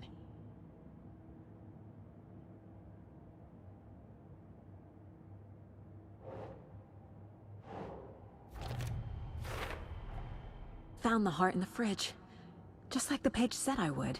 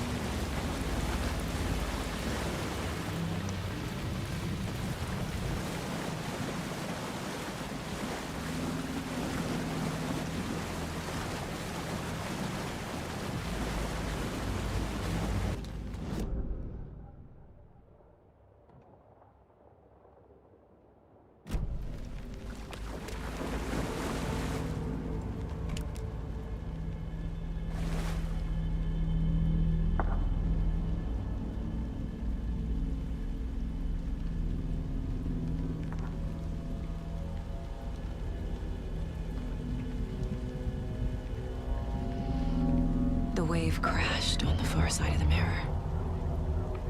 I brought you the Heart Witch. Show me the terror.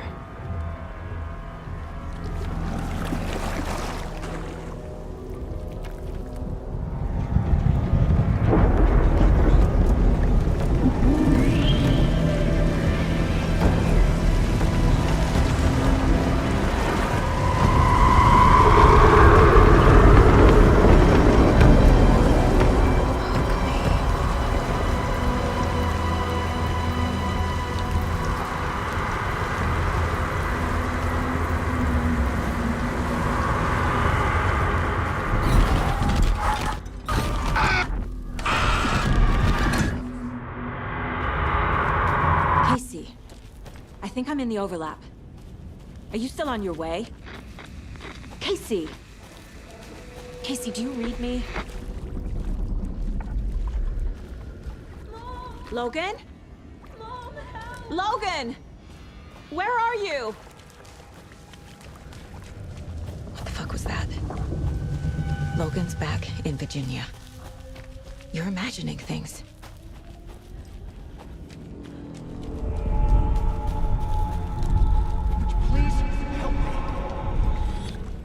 What was that? Wait. Did I get turned around? No, this is right. This place is looping. Like a nightmare.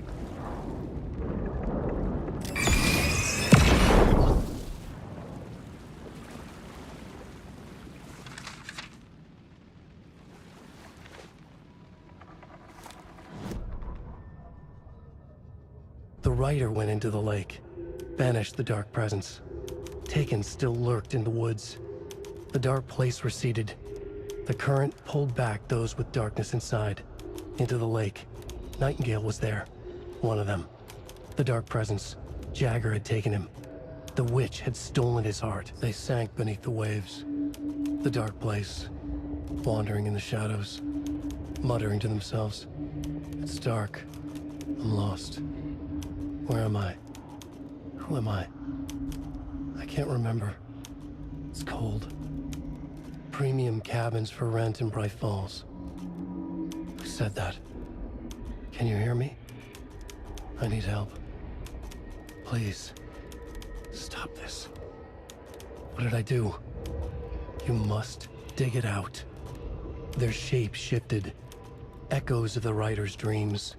Fading in, fading out. The next story and the story after that. The Rider was writing again.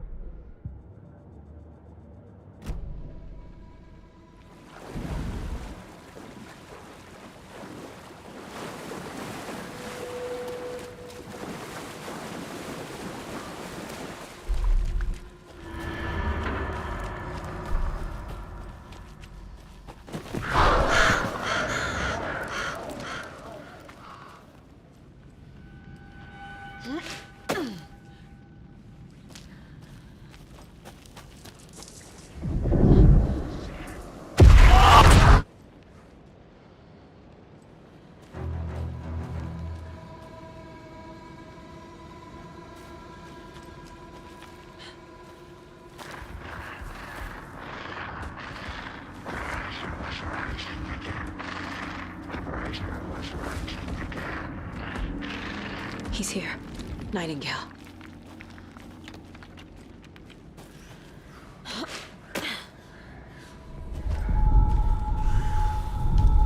Trapped here. Who escaped? Danger.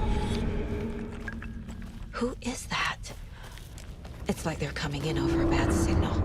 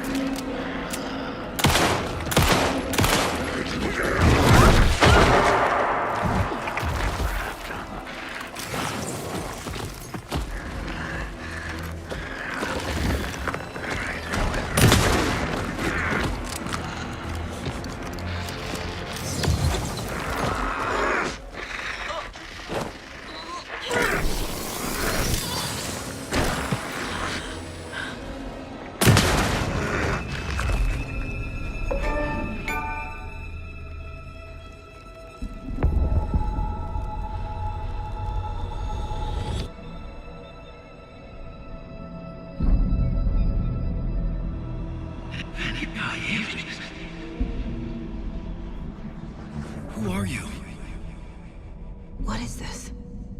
Who are you? Hear me. I'm Saga Anderson, FBI. I can hear you. Cauldron Lake.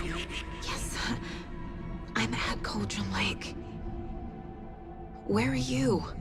How to escape. In danger. The dark presence. Danger. Thanks. Got it.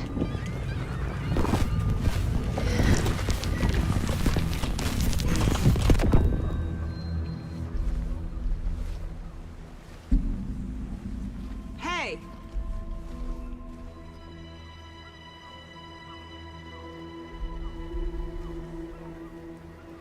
Are you okay? No! It's my fault! It got out with my face! Scratch! Sir, calm down. I'm gonna need you to take a breath. He's changed the story. The dark presence. We must stop it before... Easy now. First things first. What's your name? My name is Alan Wake. I'm a writer. I've been... Wake? Where did you come from? You've been missing for 13 years. 13.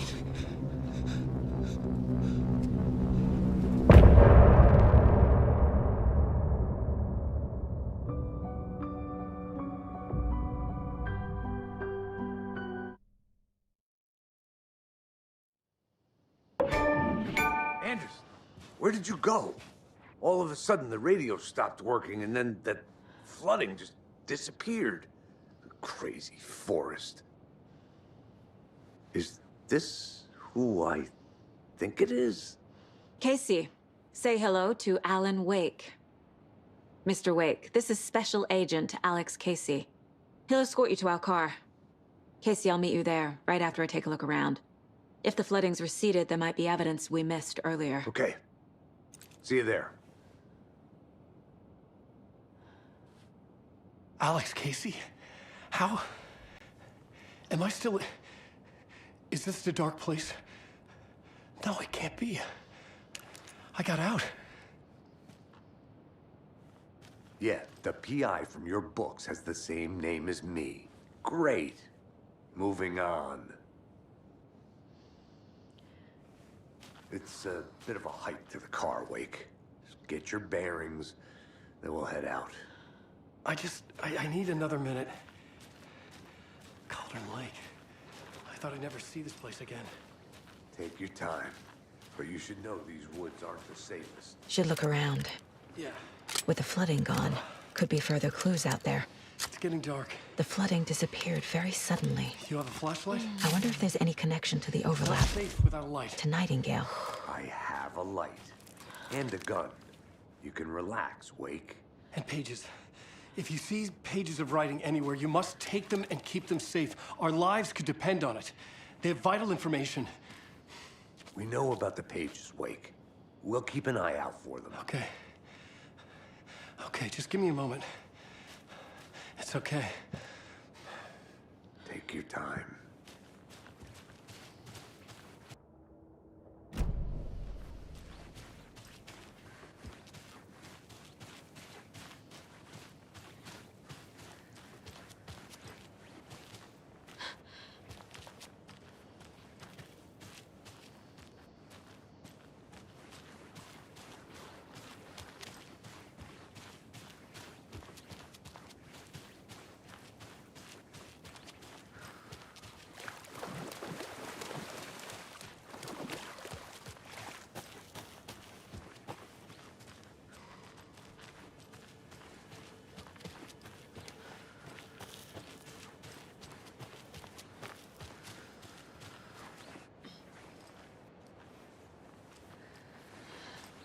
A locked box.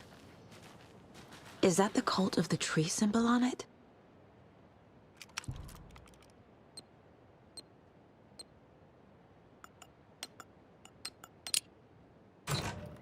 Notes and ammo.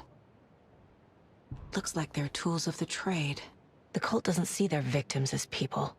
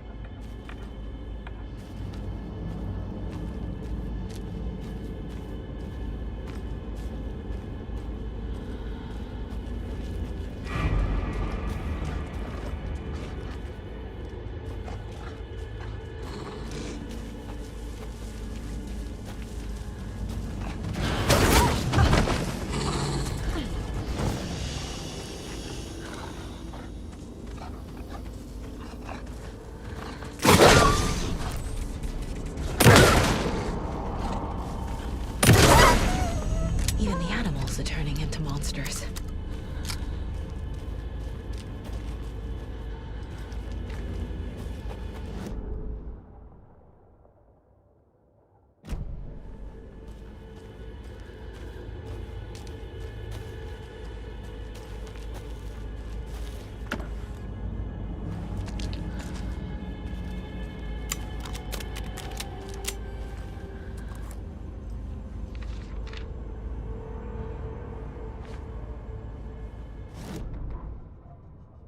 Back at Witch's Ladle, Saga pointed the flashlight at the strange, dark substance. The same substance Nightingale had left at the morgue. There was something hidden under it. She strained to see. The opposite of sunspots in her eyes. Blacker than black. Suddenly a change. The light reacted to the substance. A feedback loop, surging up her arm. Saga squeezed the flashlight, willing it to penetrate the dark matter. Burn it away.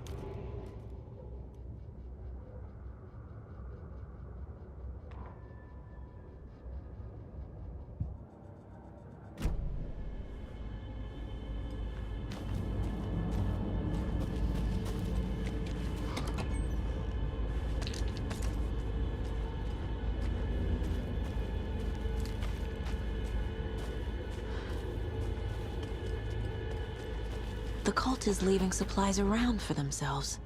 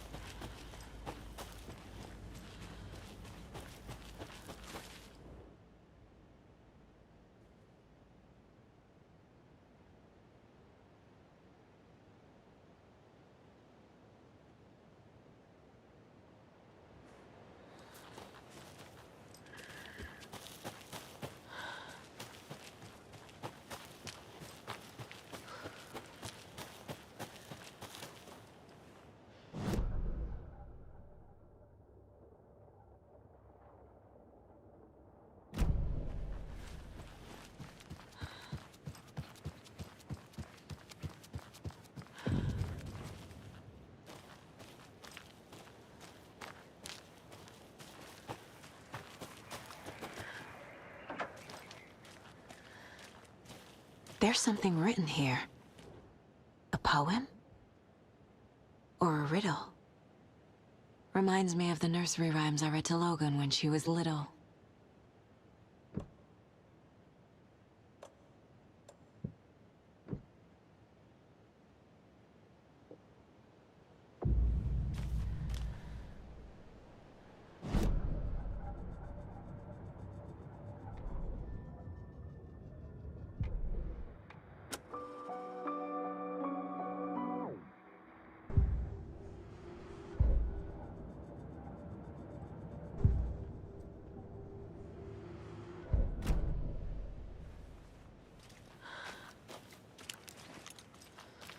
A little clothespin doll. Perfect weird souvenir for Logan.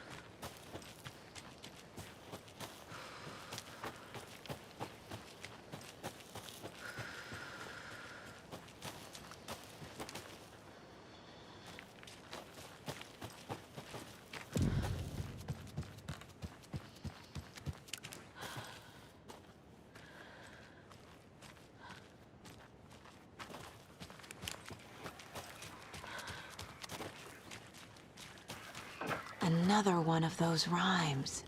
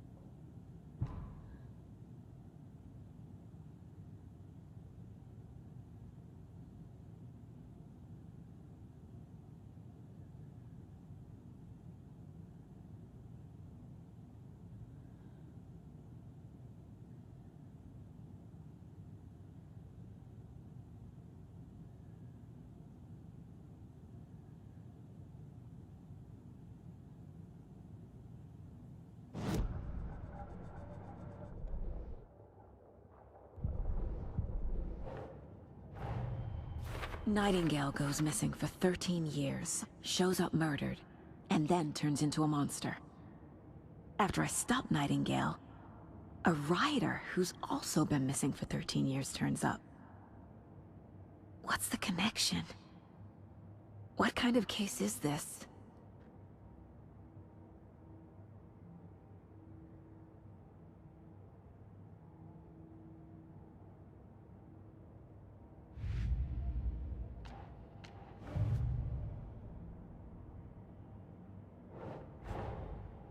Creepy dolls, mysterious rhymes. No weirder than anything else going on, I guess.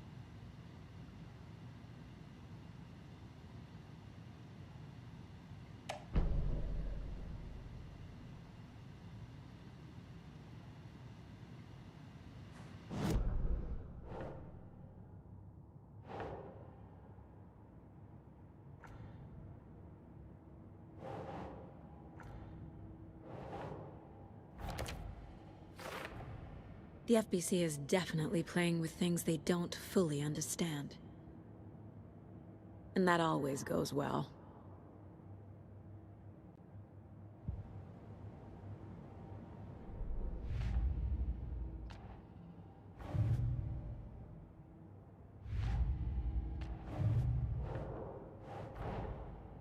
Finding a Casey movie lunchbox out here can't be a coincidence. Another message?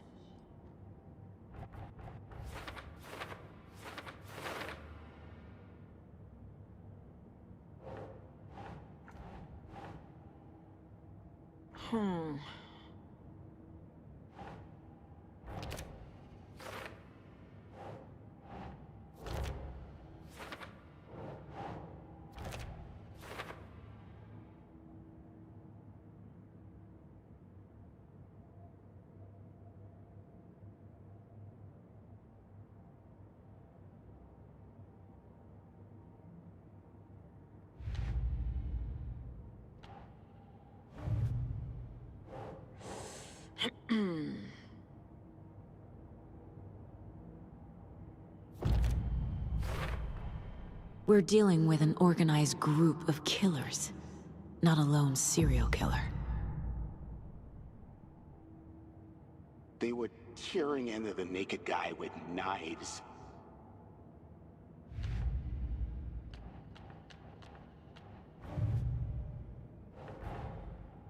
These stashes could contain clues about the cult. Better keep an eye out for more.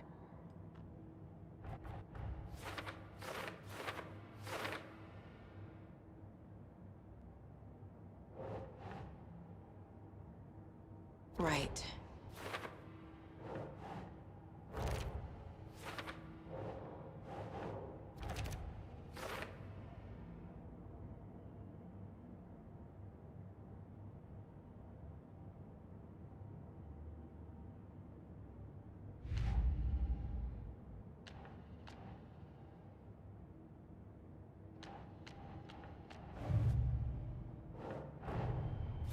The cult of the tree is behind these murders. This case just became much more complicated. I'll need to start a new file. But it's my first cult case. Exciting.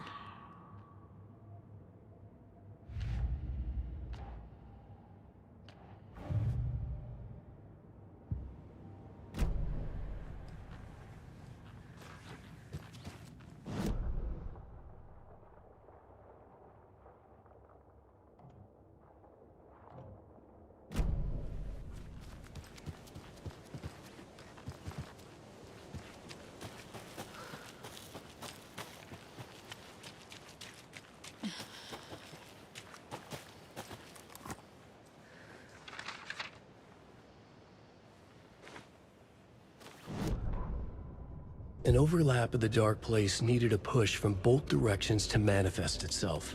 Reality in our world eroded by repeated dark lore tied to a location, and a counterpoint, a work of art, a horror narrative crafted in the depths of the dark place, connecting to the story on the other side to reach out through the weakened veil. A story of a lawman whose heart was cut out of his chest, two corrupt men killed by their own twisted ambition, a haunted old woman drowned in a bathtub, twisted reflections on the other side of the mirror, arcs stabbing through realities, amplifying the influence of the dark place. These elements working in conjunction made a trickle that became a torrent, a wormhole, a vortex, and the art, the map, became the nightmare territory where the dark place encroached on our reality, a blanket over it, where they all overlapped, causing reality to twist and loop like a bad dream, remolding anything and anyone within its dark horror design.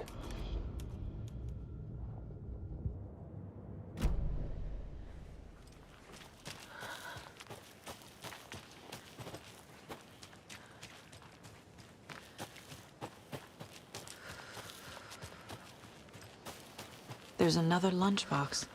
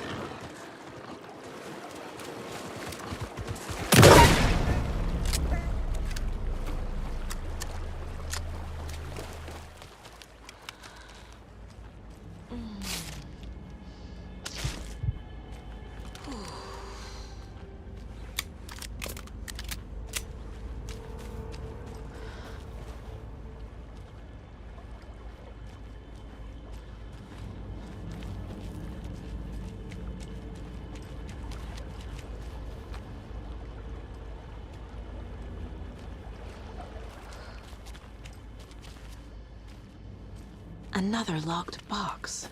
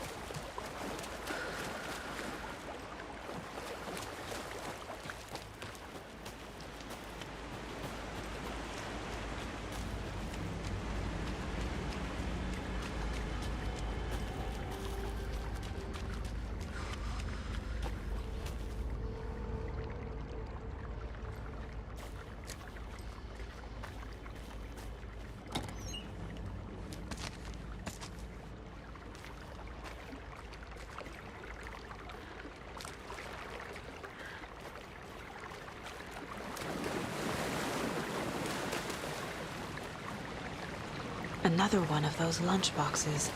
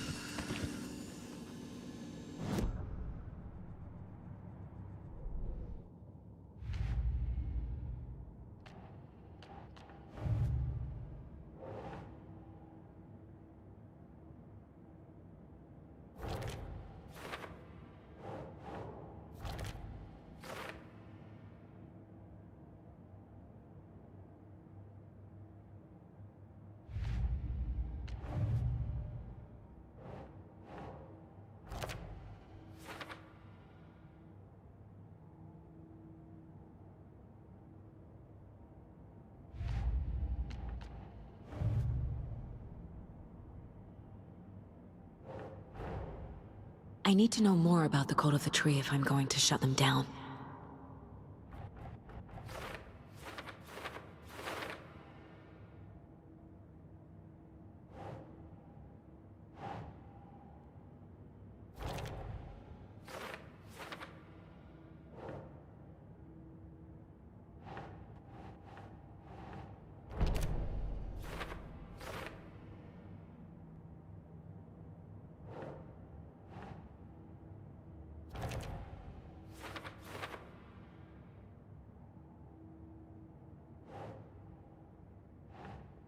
Nah.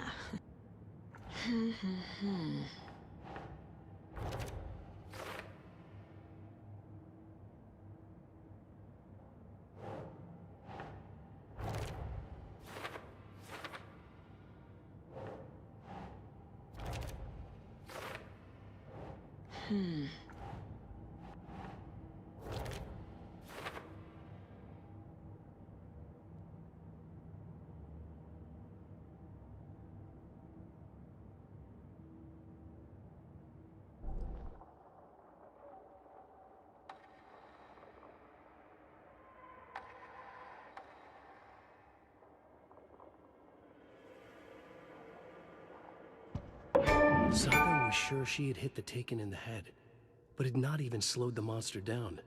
She took aim and fired again. Another headshot. This time, the Taken staggered.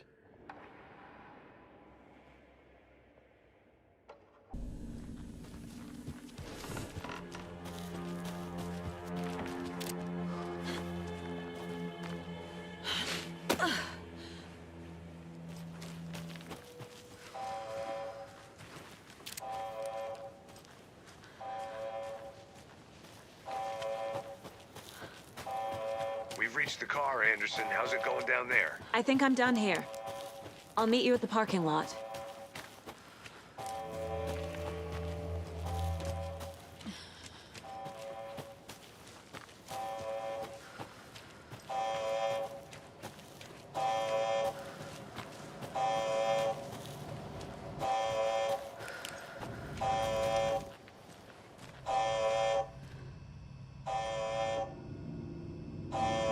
Warning.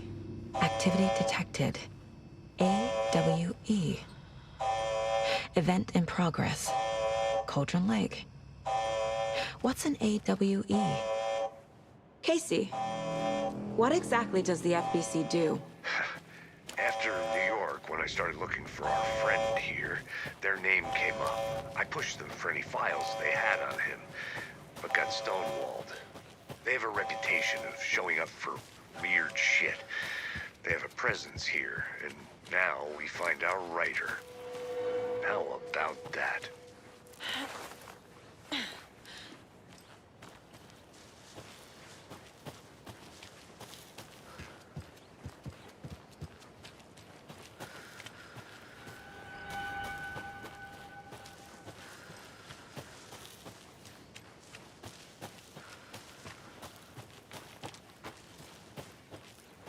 You ready to go?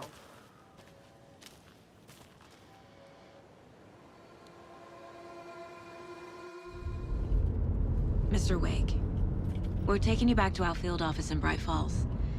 You can freshen up there, and then we'll talk properly.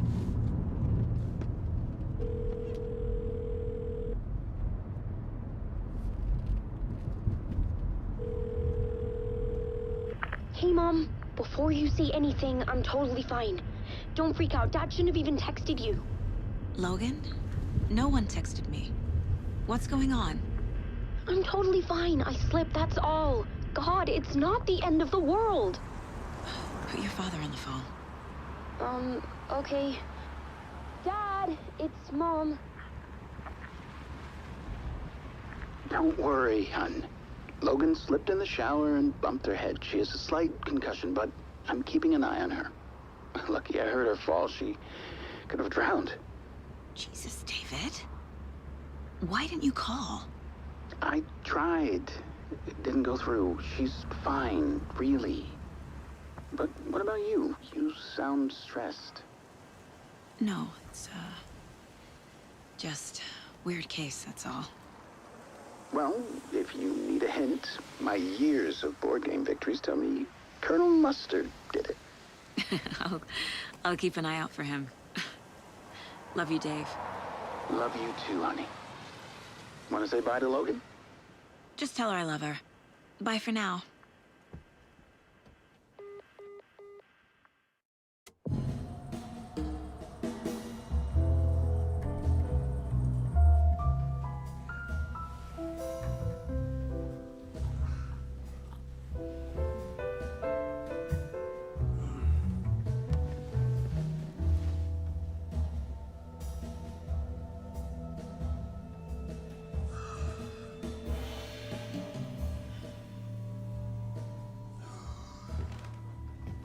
Is there anyone you'd like us to reach out to, Mr. Wake? You've been gone a long time. No. No. They'd be in danger. It'll come for me. Okay, let's talk about something else. Robert Nightingale. Do you know him? You were both here in 2010. The Dark Presence got him back then. That's the last time I saw him. 13 years. Fuck me. Tell us about the pages. You had what looks like a title page with you. Return. Is this the name of the story on these pages? The writer's name has been scratched out pretty violently, but your name can still be made out underneath. Scratched out. Yeah. Scratch.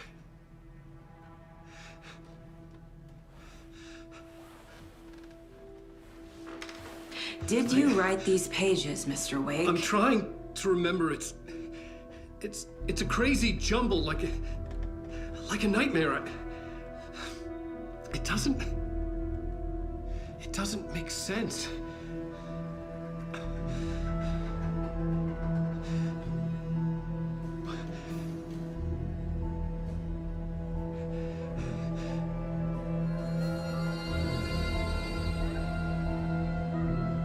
I remember. I remember.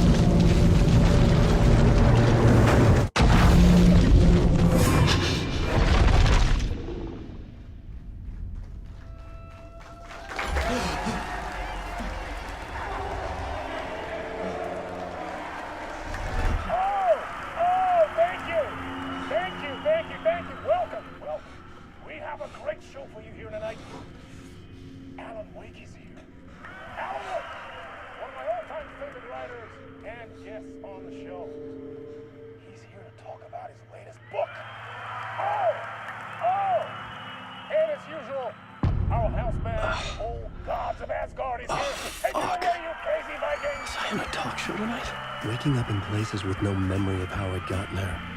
It was out of control. I didn't need another mugshot in the fucking tabloids. Had I already done the show? Was that a recording?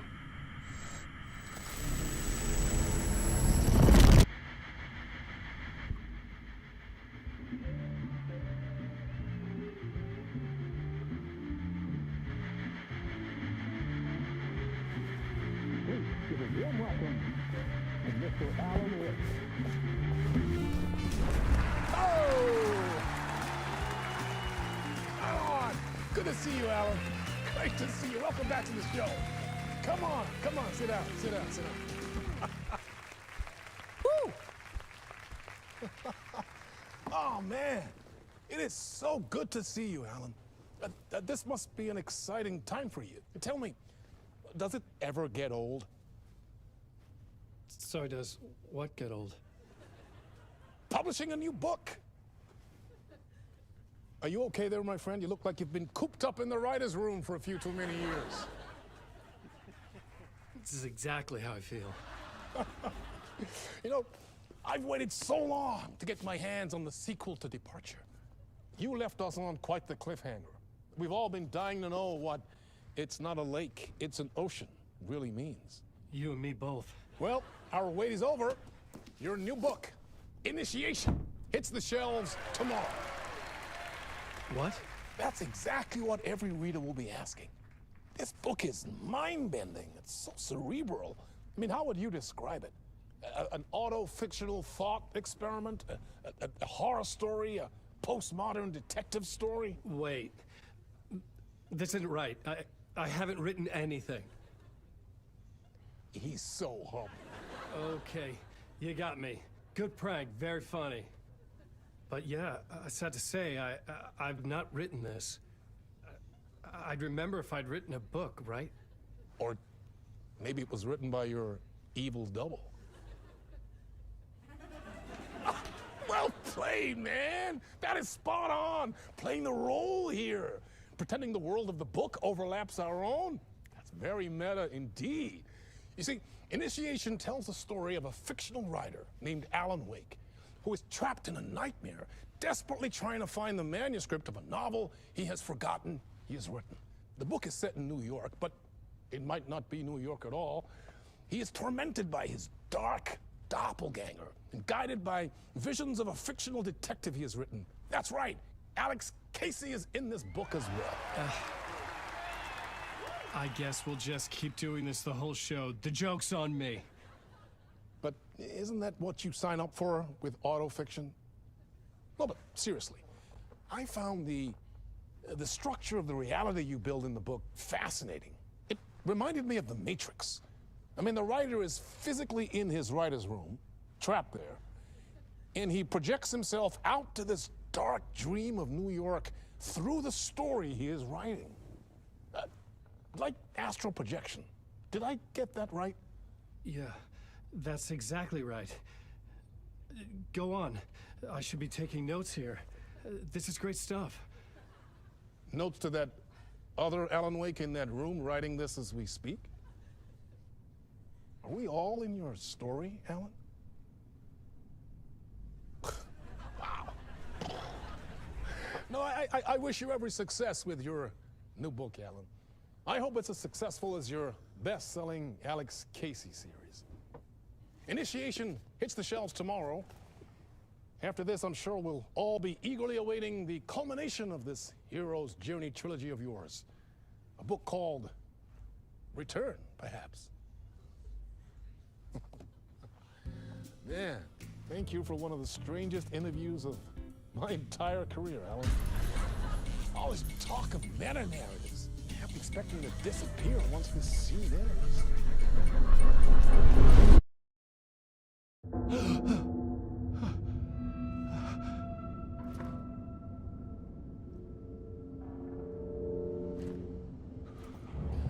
Hello? I'm losing it. Something's not right here. I needed to get home. To Alice.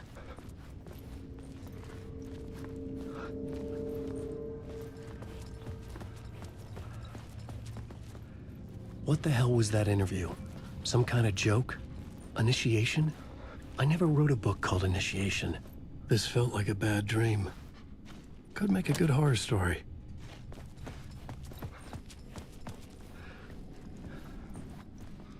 Old Gods of Asgard. That name sounded familiar.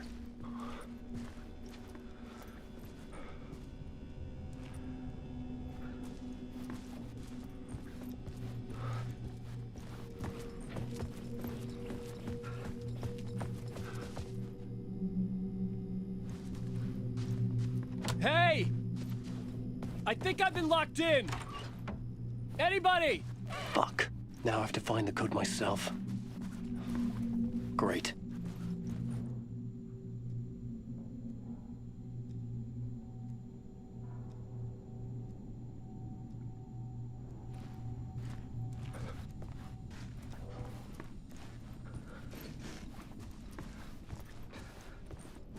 I was a mess. I'd never heard of this talk show or Mr. Door before. None of it felt right. Was I losing my mind?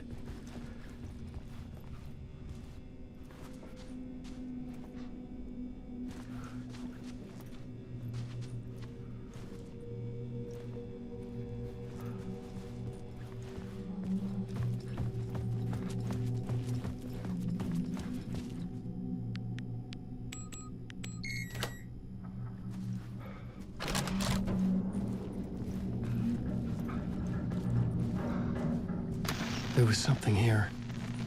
A broken transmission I couldn't quite make out. What was that?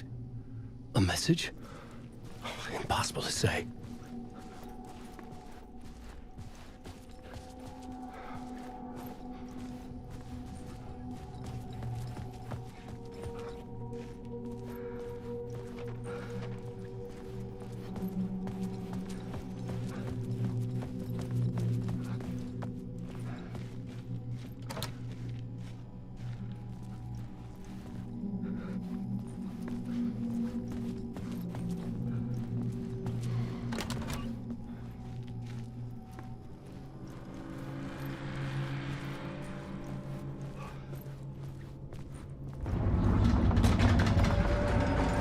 Something in the studio with me. I had to get out.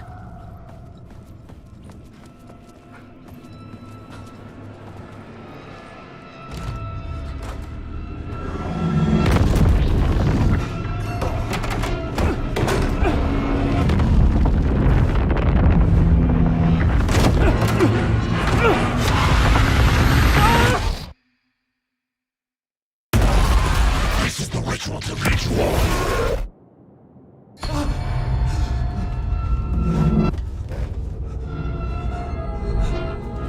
Waking up from the nightmare, I felt like a drowning man gasping for air. This place felt familiar. A ghost of a memory surfaced, about writing here for countless days.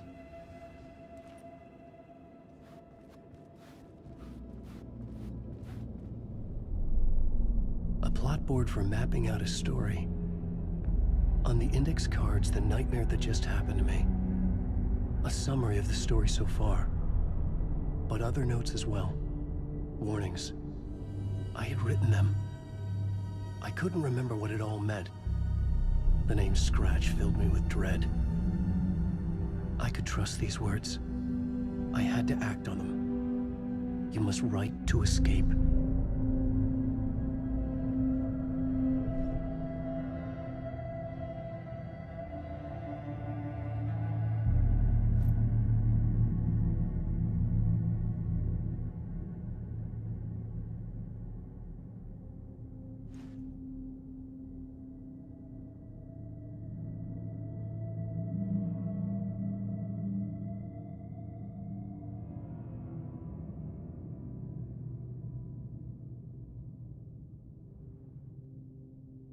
I had to write more.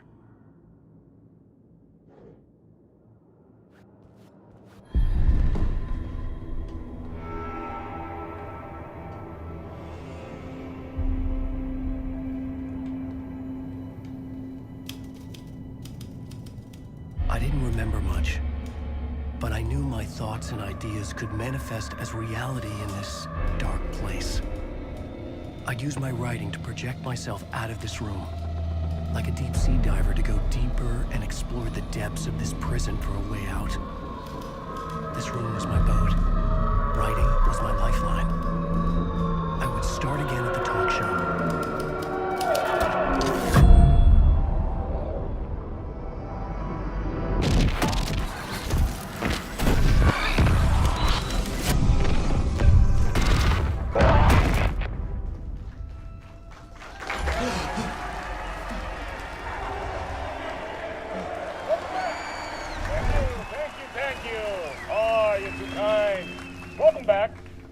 We have a great show for you here tonight. Real treat to all you Alex Casey fans out there. Alex Casey himself is here tonight. That's right. Sam Lake, ladies and gentlemen. The actor who has given his face to the famous detective in the film series. And of course, we have Alan Wake here. The best-selling writer, the books, the films are based on. Let's do this!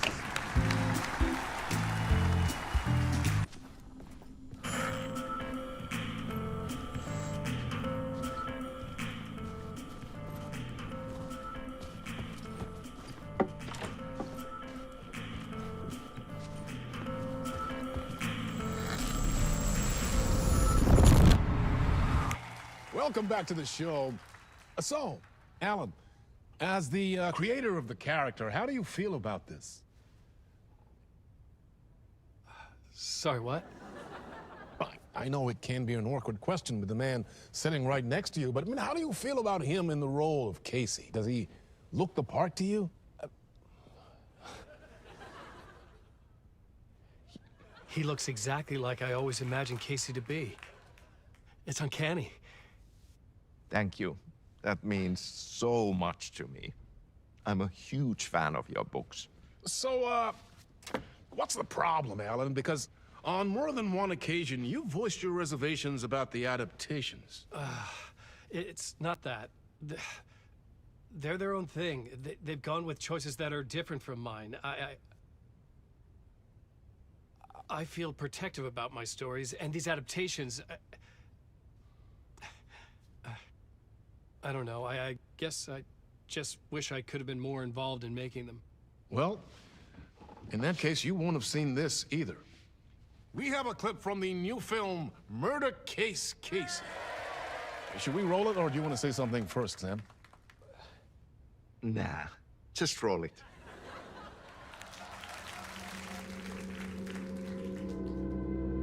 This city was an old scar that refused to heal. The rain made it fester. It needed the sun, but there was only the night. I was tired.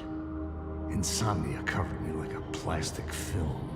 I was watching the world through a rain-slick window, my own reflection haunting the view. I was trying to track down a missing writer. My only clue was a table lamp, shaped like an angel. The only thing to shed light on this sordid mystery.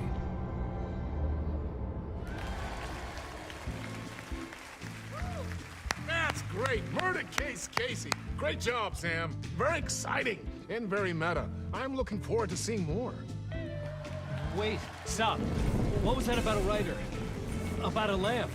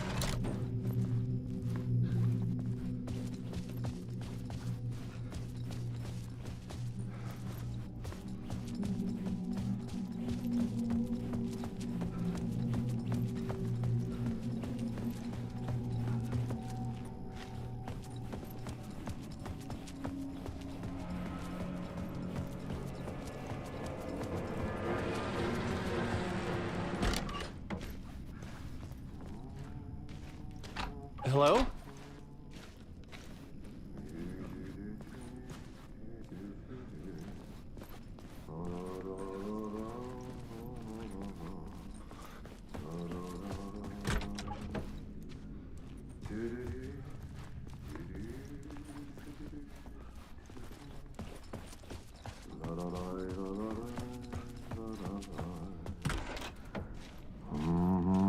Ah, Lorraine! There you are, Tom.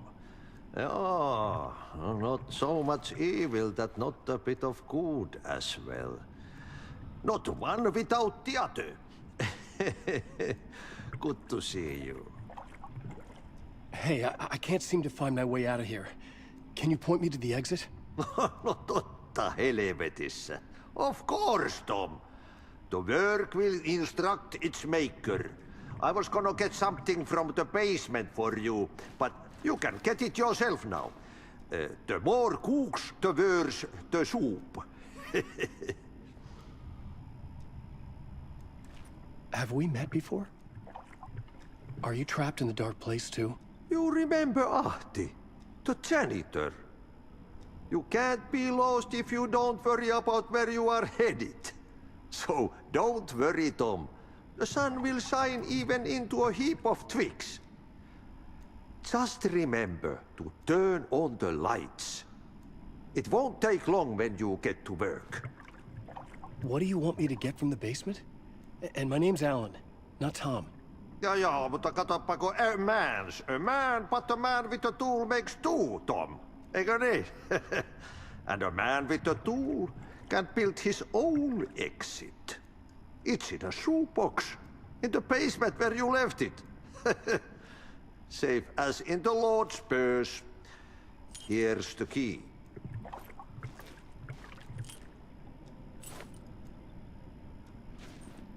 I've been trying to find a way to escape the dark place.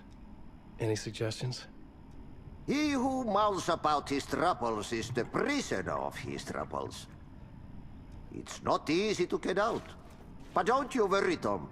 The home is still there where the heart is. I often think about it when I mop the floor and look into the puddle. Water is the memory of the world. Water finds its way. The janitor was a bit out there, but still a friendly face. I had to trust the basement would get me out of here.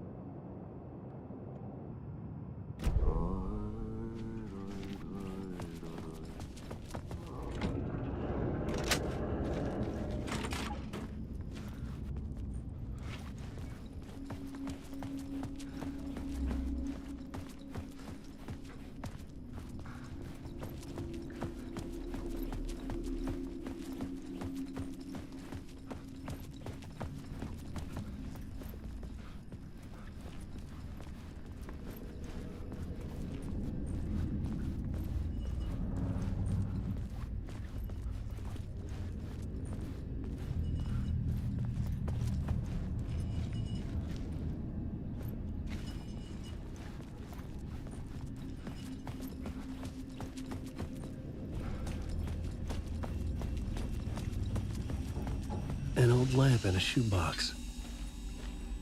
Was this what the janitor had left for me?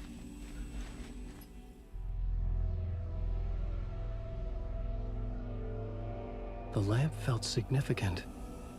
A tool for bringing light to the darkness.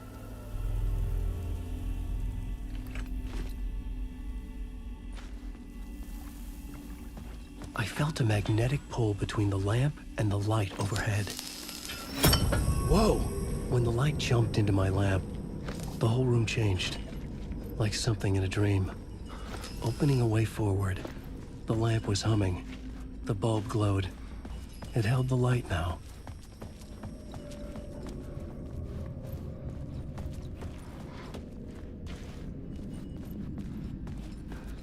I felt another surge from the lamp. I could use it again. The glow in the lamp went out, shifting the light in the room. The light carved out something new from the darkness.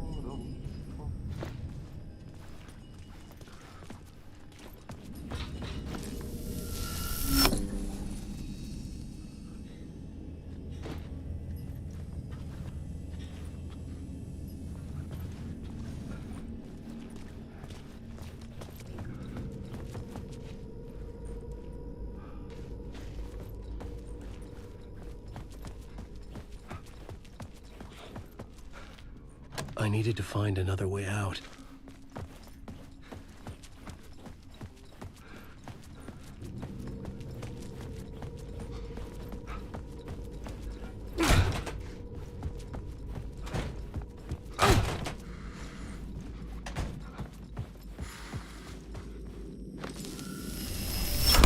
The dark place wants to drown me. I'm losing myself. I have to fight it. I have to remember. The clicker. The light switch. I lost it, but I have the lamp now. The lamp the switch was cut from. This place is a nightmare. Not real, and yet more real than anything. The danger and the horror real. It feeds off my mind, twisting whatever it takes into psychotic reality. I'm trapped here. I write to escape. I've tried this many times, written countless stories, forgotten how many. I keep failing. But I must keep trying. I use the story to dive deeper. Every word I write is a step forward on this spiral into darkness. I dive to the bottom to find the answer, the map, and the key, and the compass. It's combined to form a door leading out.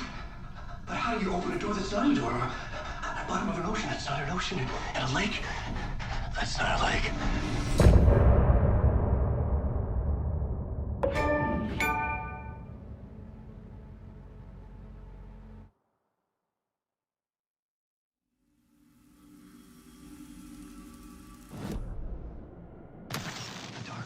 Wants to drown me.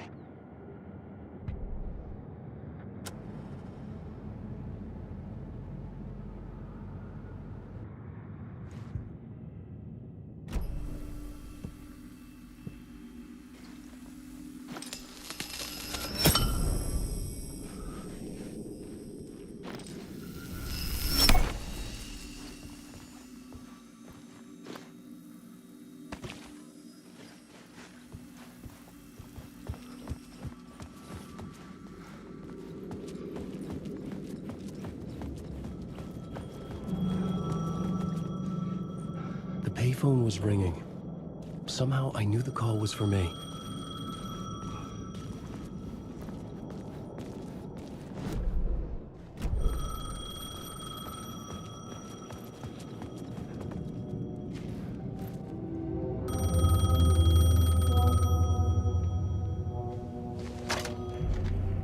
Hello? Alan Wake? Yes. Do you know who I am? No? Who is this? We'll get to that later. There are spies all over. Shadows. A sense of deja vu washed over me. Had I had this conversation before? Alan, listen to me carefully. Caldera Street Station, the subway. You need to go there. I'll call you again later. Make sure to pick up. Do I know you? I know you from somewhere. You've just forgotten again. We're in it together. Don't worry. I got you now. We've been working great. I'm losing you. Hello? Hello?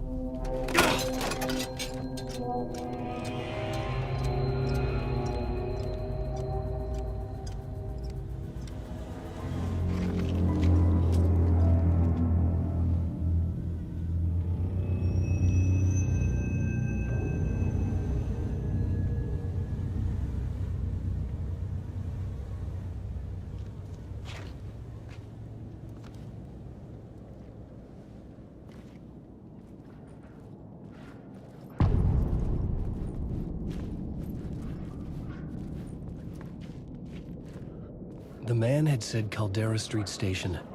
I had to go there.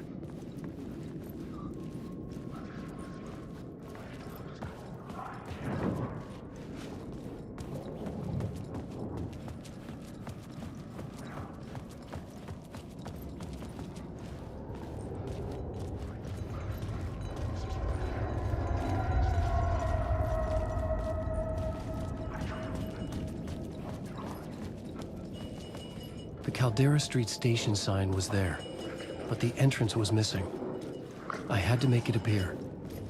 Maybe I could use the lamp to reveal the station entrance. The lamp was dead in my hand. I needed to find a light for it.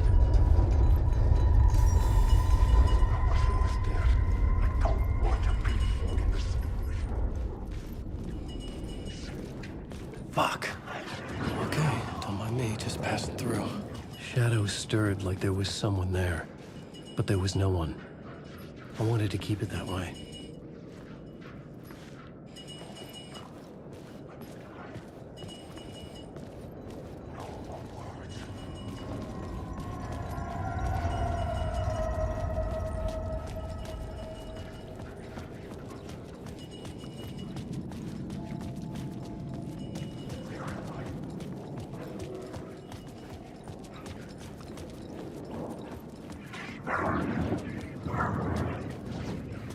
There was a light at the end of the alley ahead.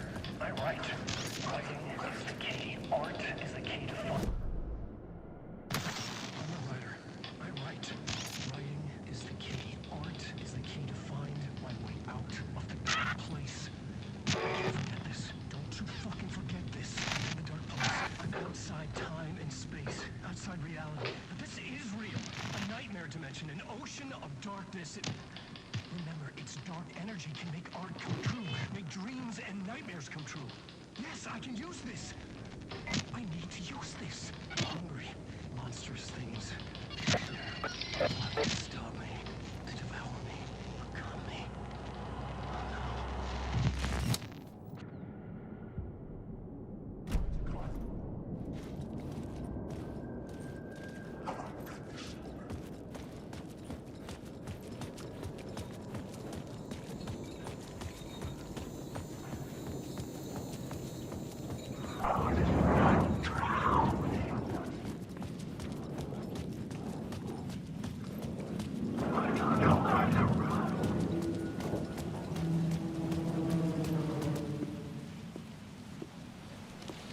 Is this the way it was on the page? What the hell?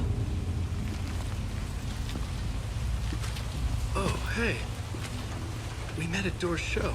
Alan Wake, the writer. I'm Alex Casey. I'm looking into a murder.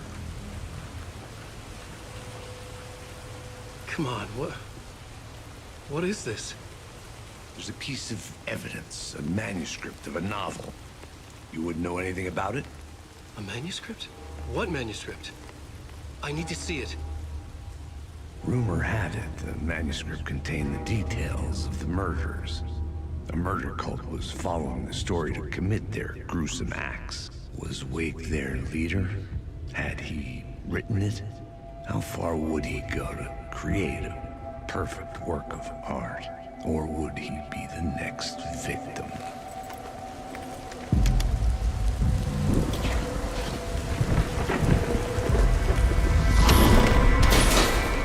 Stay here. No, wait! I need a gun! No chance.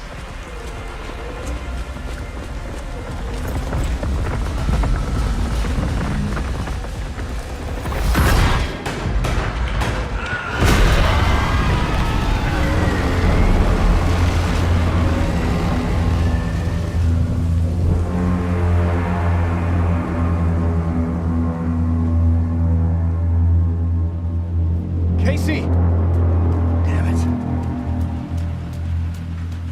I remember dying in this alley in a dream I had.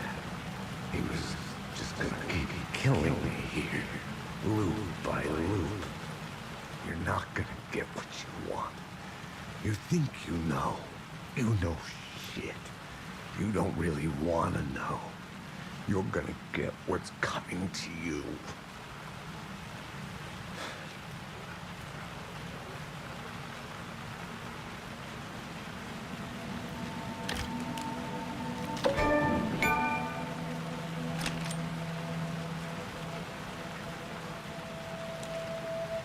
was an echo of the books I had written for years. Picking up Casey's gun felt like I was assuming the role of the detective. I had a light now. I needed to get back to the subway station entrance.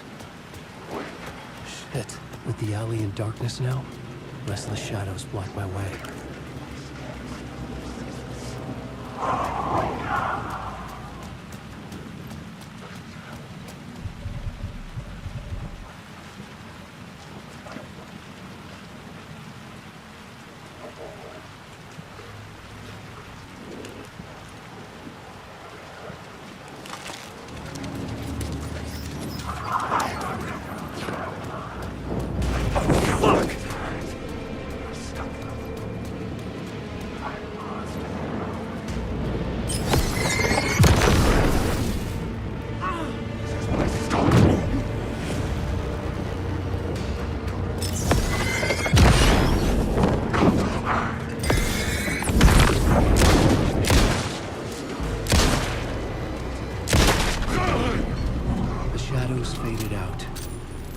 Didn't.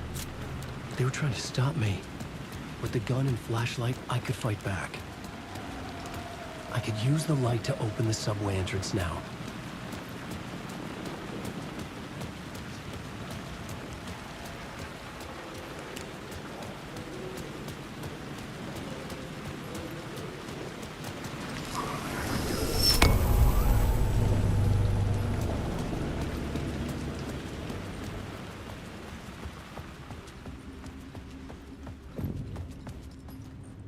I needed to find another light to go deeper inside.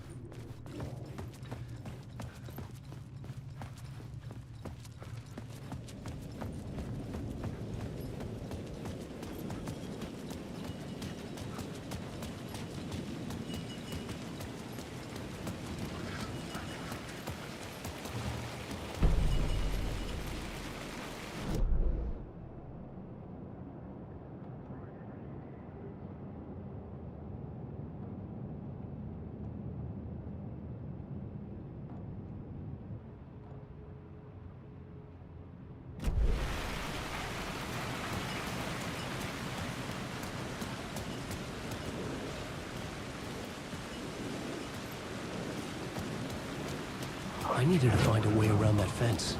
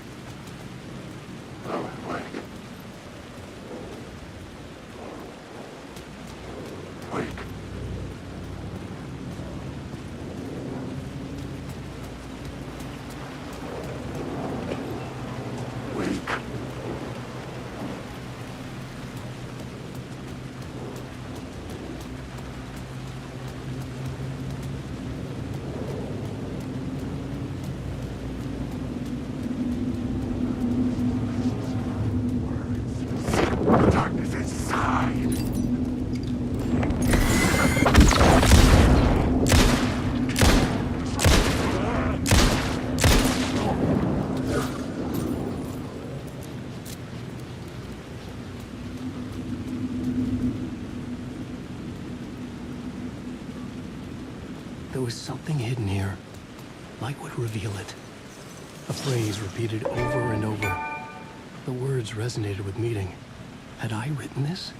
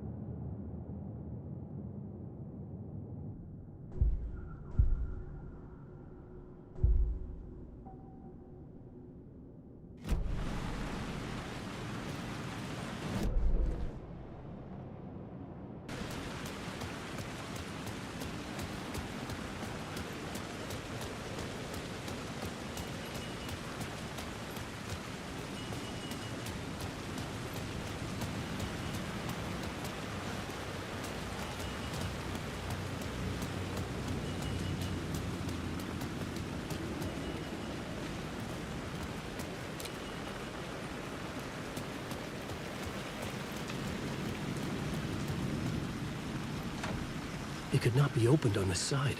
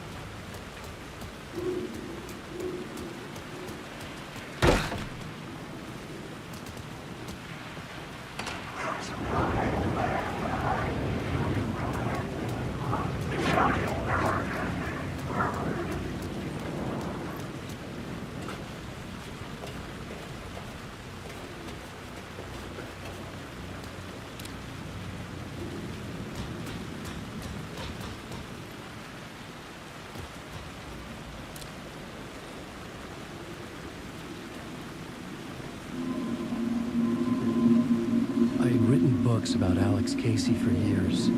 Something lingered here. A line from a half-forgotten story.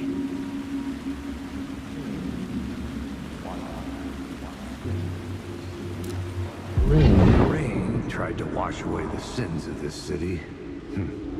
But some sins, the evidence of the crimes committed, could never be erased. Not by the rain, or any amount of therapy from Dr. Jack Daniels. It remained bruises under my skin, like tattoos. Bruises in my soul. Scar tissue on my heart. The rain never stopped falling. And I never stopped drinking.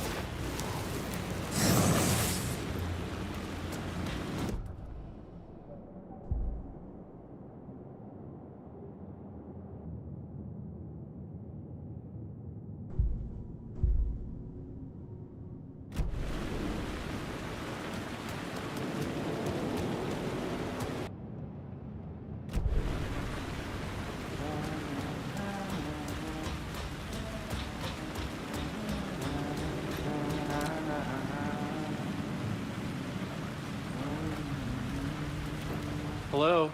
Oh. Hey, Alan. You snuck up on me. Sorry. Have we met? Memory problems again, huh?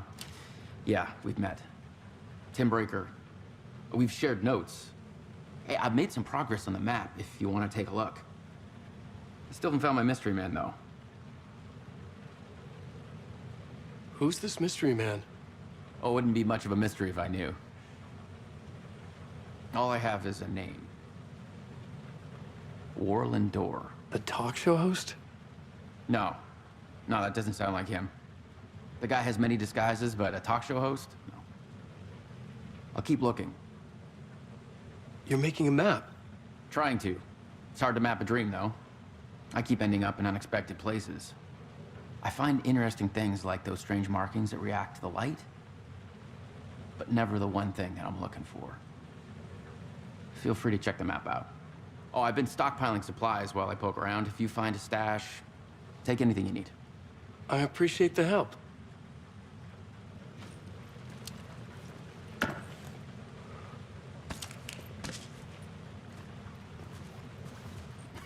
Oh, that's my crazy wall. I'm just trying to make sense of things. Don't judge me. I'll trade you walls any day.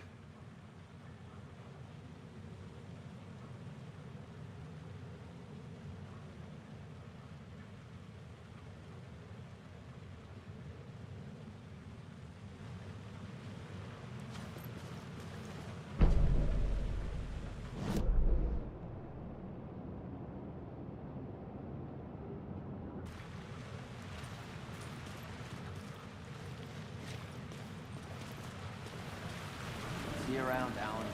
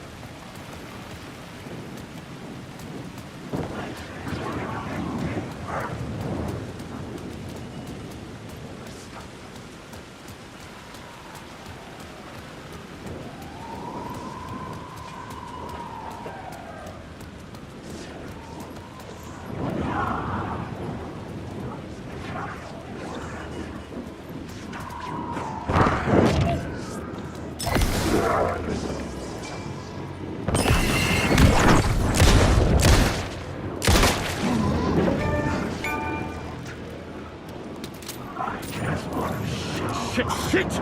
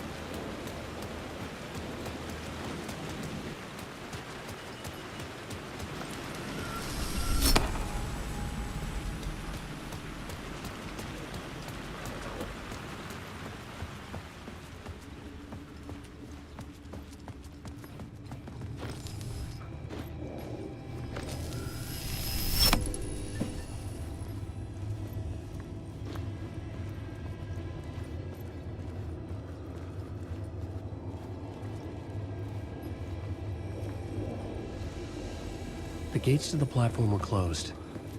I had a ticket.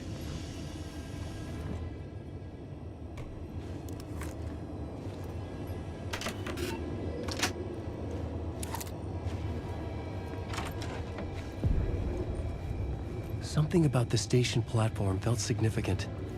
It would work in my writing, but I needed more. Something lingered here. A half-forgotten memory. An echo.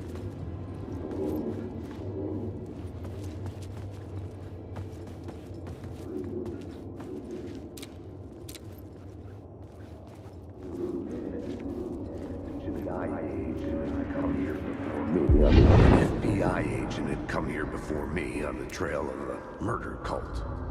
He'd gone missing, presumed dead.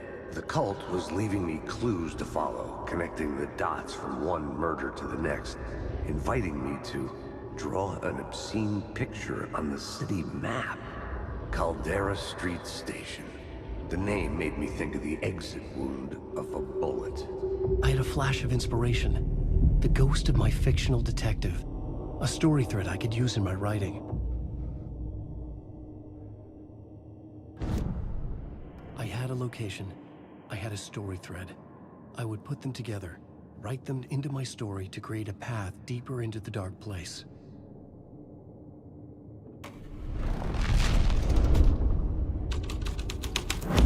Things clicked into place. The story rang true. I was making progress. The dark place reacted to my story. The way into the tunnels was no longer blocked.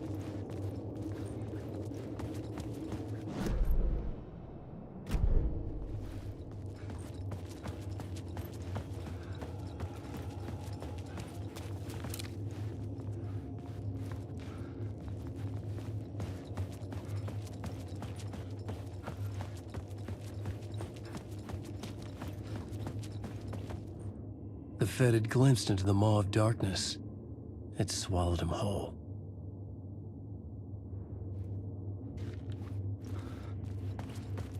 The tracks led into the tunnel. That was my way forward.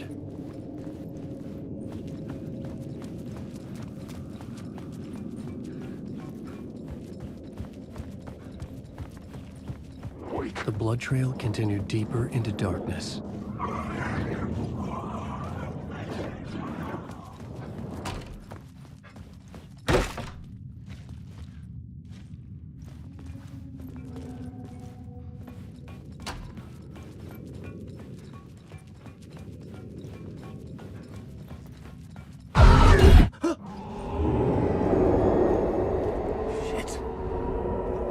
Sound of that.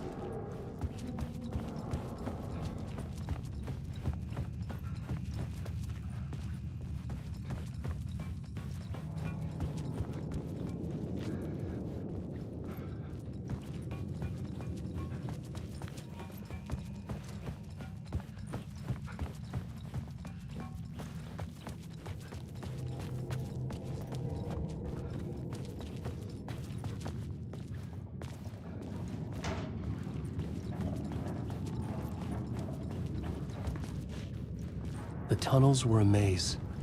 The blood trail led me on.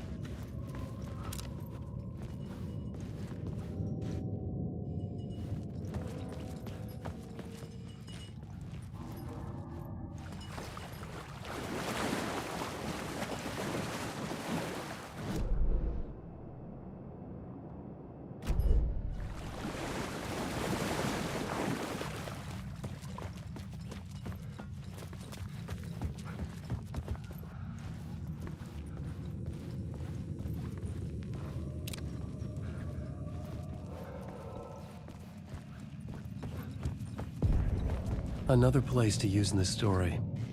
I needed to search the tunnels for further visions. Inspiration for the story that would lead me deeper. I had a new location for the story.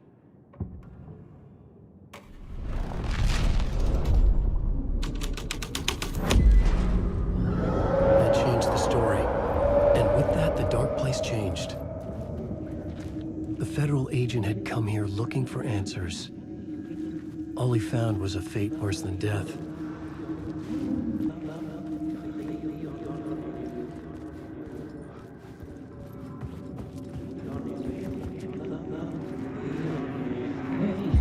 It's bad luck to be on this case.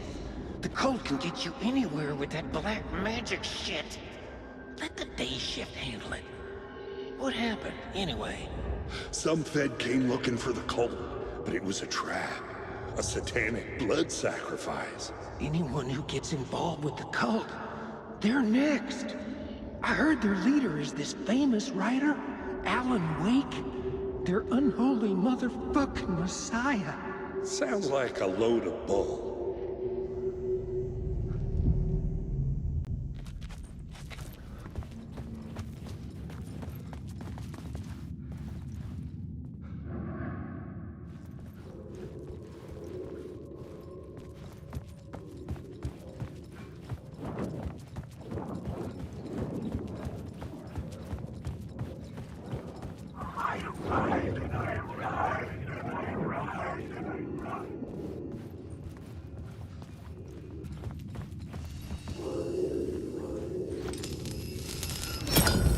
Another echo lingered here, a source of inspiration.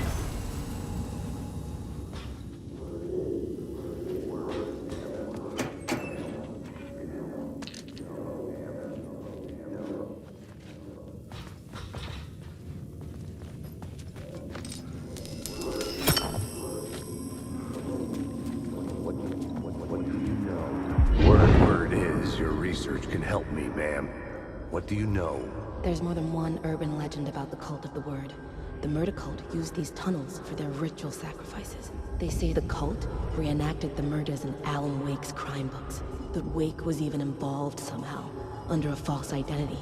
Mr. Scratch, which is, of course, a nickname for the devil himself. It was disturbing finding myself in the story this way. But I was desperate, and it felt right for the story.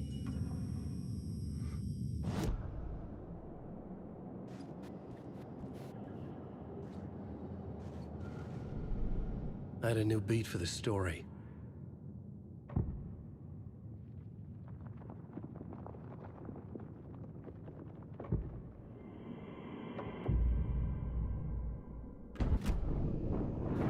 This story like meets your eye.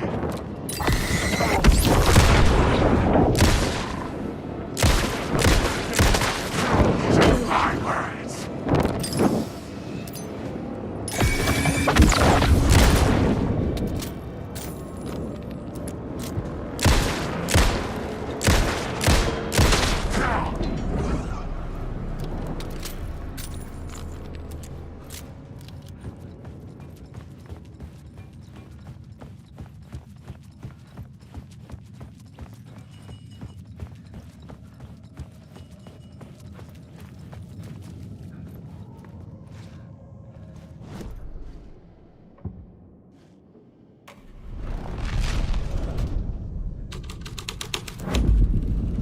The scene had changed. I could imagine this murder cult performing their macabre acts beyond the collapsed tunnel. The cultists laid the Casey novel onto the altar with reverence. Their twisted Bible.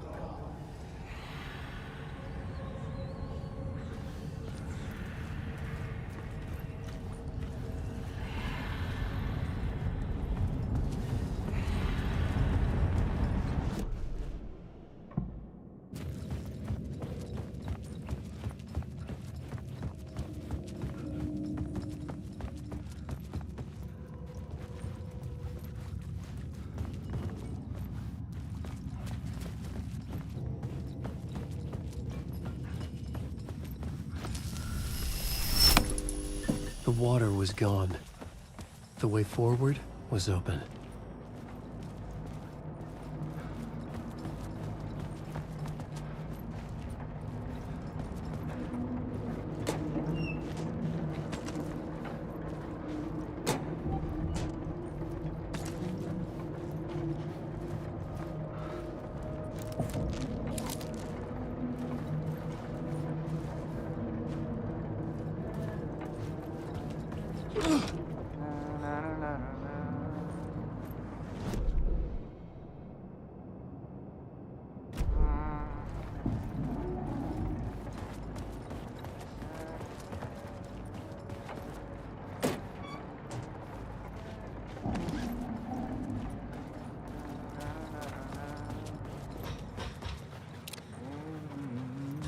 Hey, Alan. Tim Breaker, in case you don't remember again. I know, Tim. I'm remembering more now. It's good to hear, man. How's your search for Mr. Door going? It's not great. This dream we're in, putting a lot of roadblocks in my way.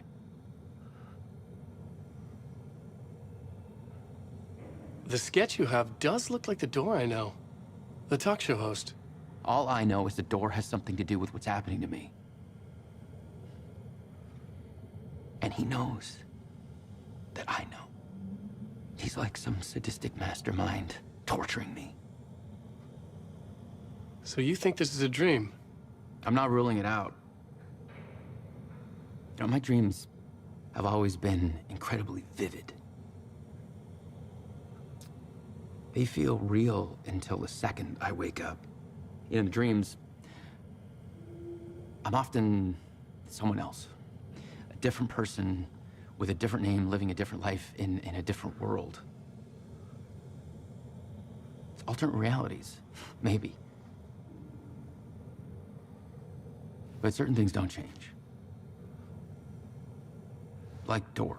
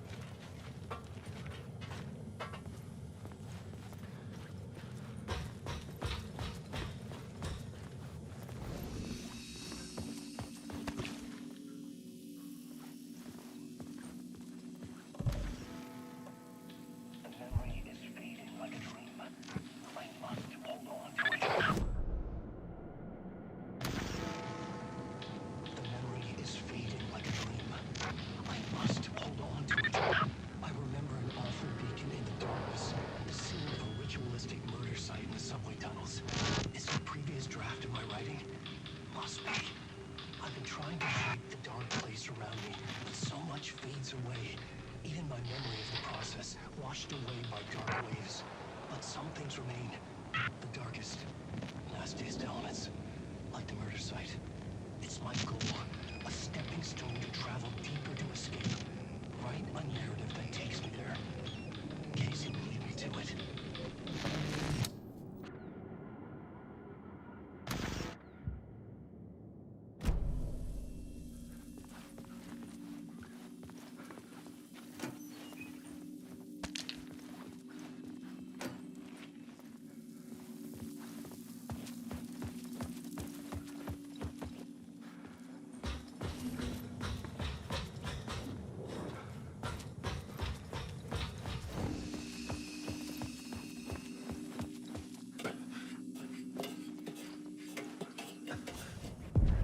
The train blocked my way forward, but it was here for a reason.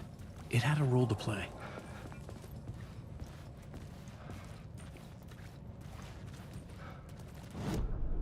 I had a new scene to use, a new setting.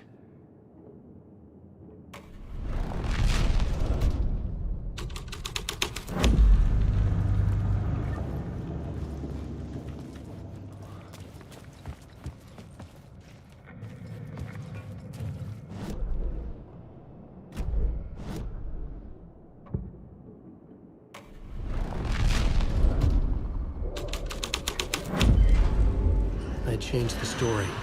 And with that, the dark place changed. The cult poured the gasoline over the train car. An iron cage that would soon become a coffin.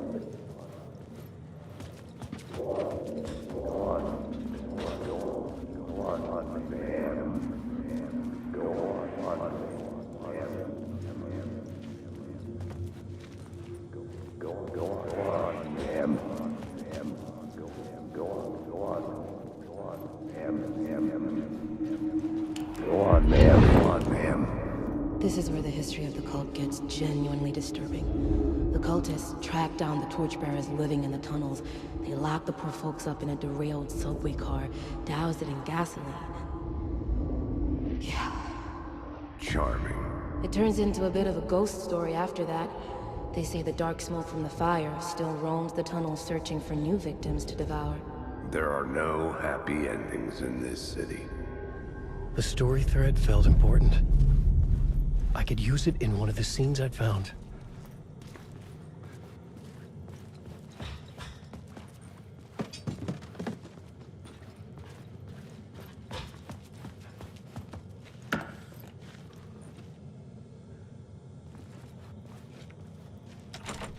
It was locked from the other side. The new story beat fit the story perfectly.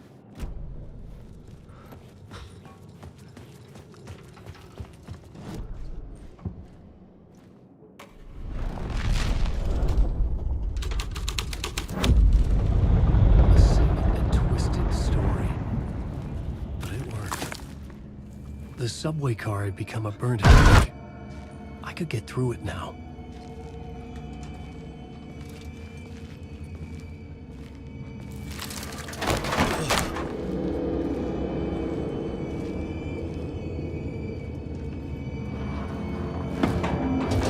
None of this was real. It was unreal.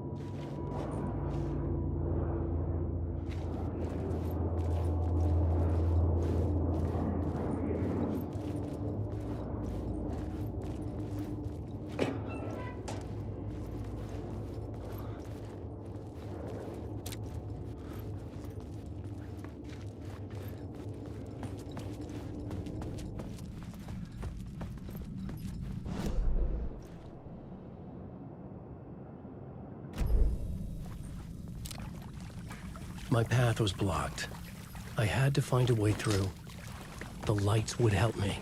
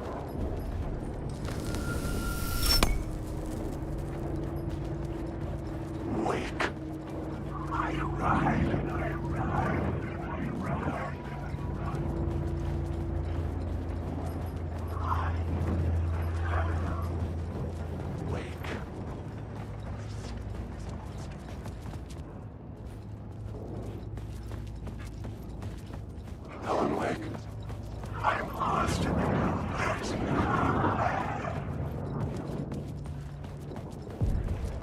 The echoing hall had a story to tell.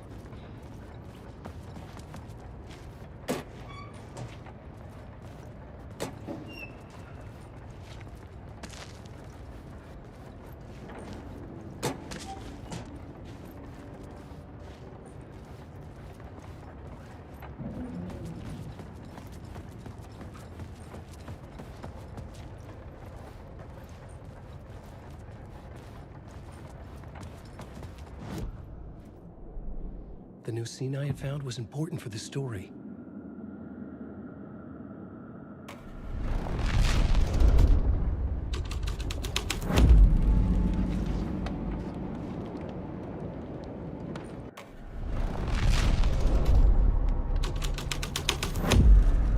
The scene changed with the story.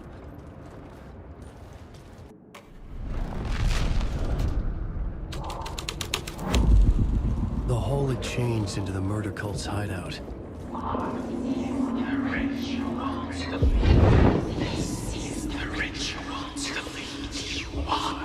The Fed had witnessed something here that made him run scared.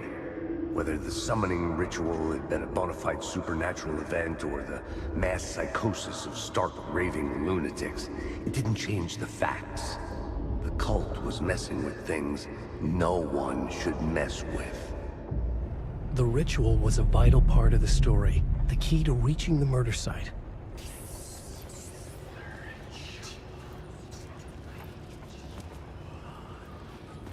The cultists were close now, a dark presence rising from the depths.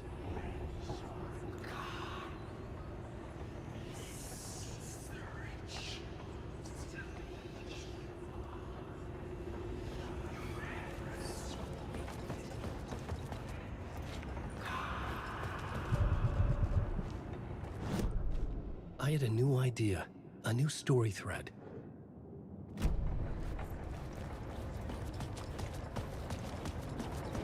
Wake.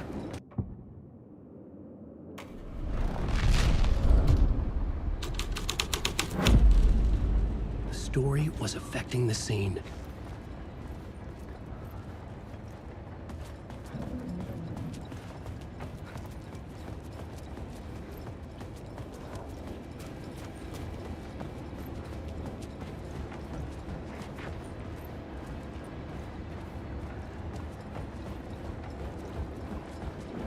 Wake.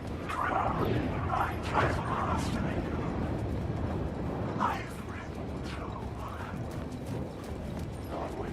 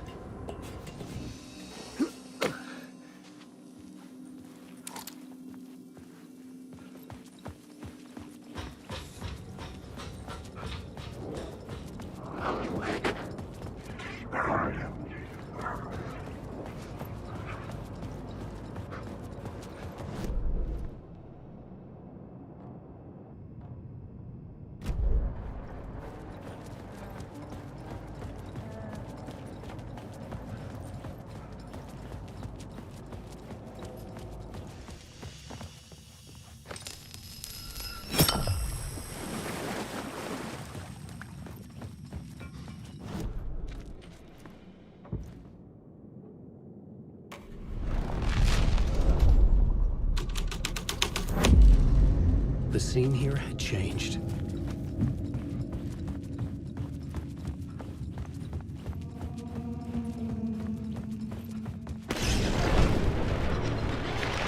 The dark presence. Fuck! Fuck! Fuck! Fuck!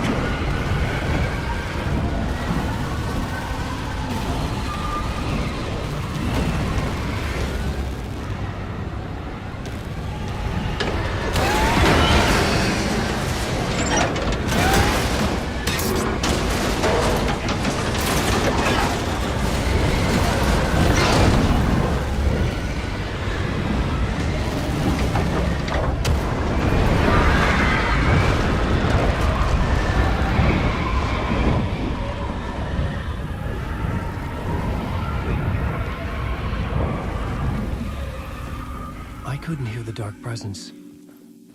It was gone.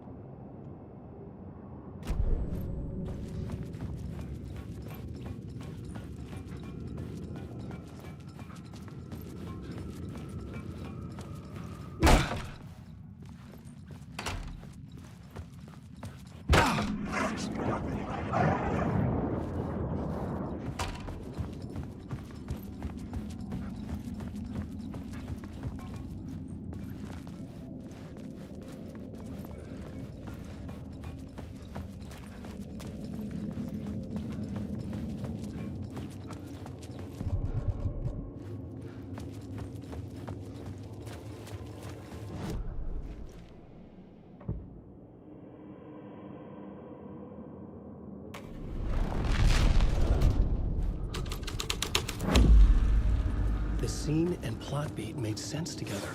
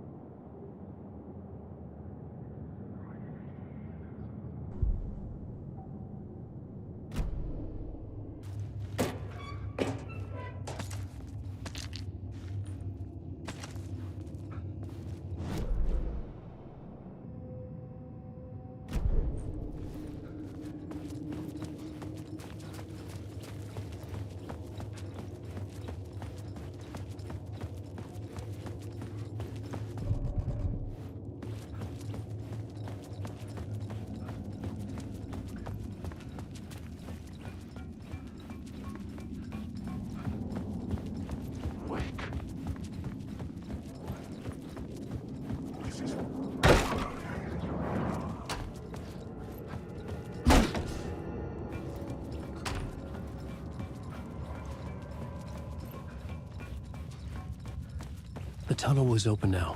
I could get through.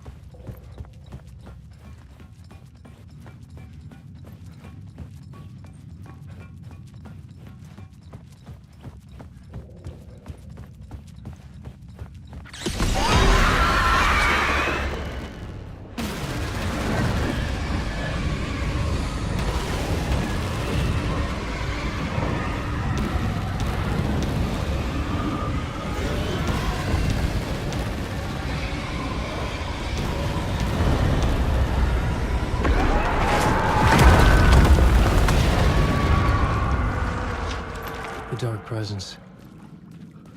I had seen it before. I remembered now. It was always out there, hunting me.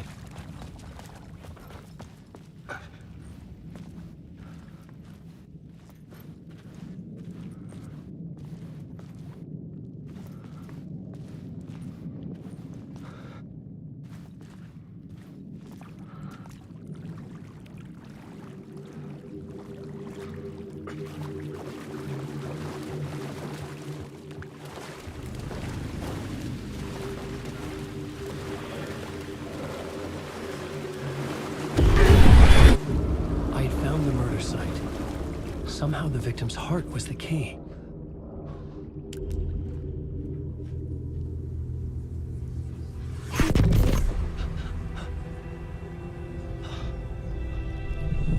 Something had shifted.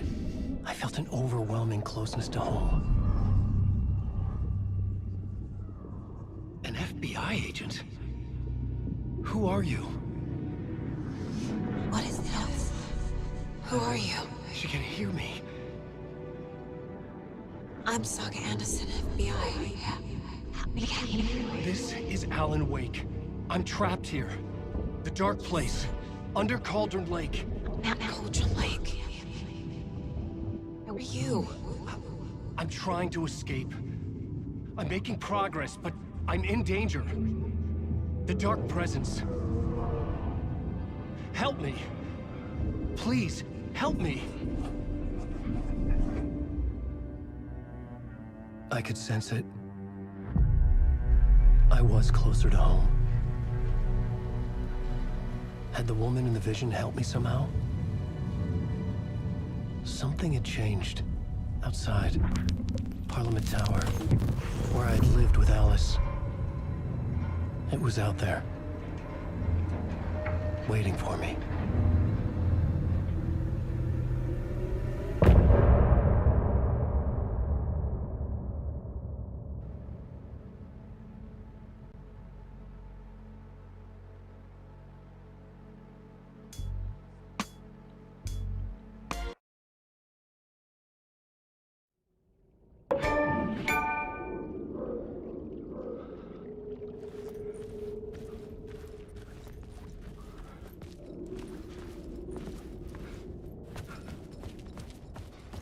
Who was writing who?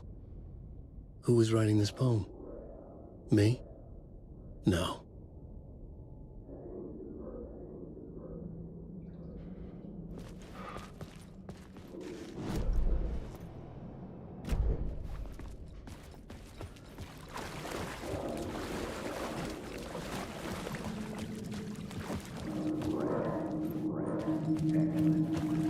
Hanging in the air. Stepping to the murder site, I'd felt it.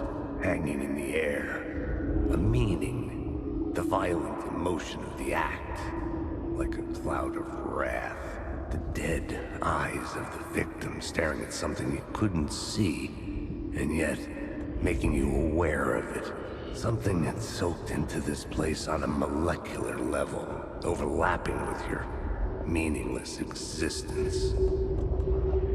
Regression to something you had managed to forget. Marking you. Taking you for a ride. Making you crazier.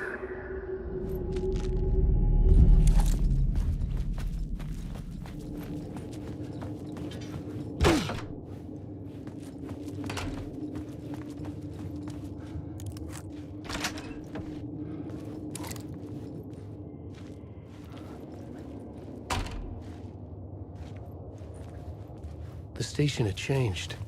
I was closer now.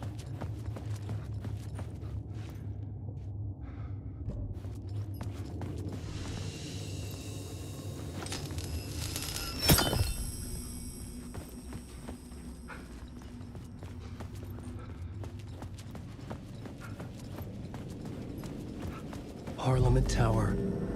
Our home in New York. Was I really this close to being home? Going up to our apartment? Would I be home? Or was this just an echo of the real thing? Even then, the murder site had brought me one step closer to escape.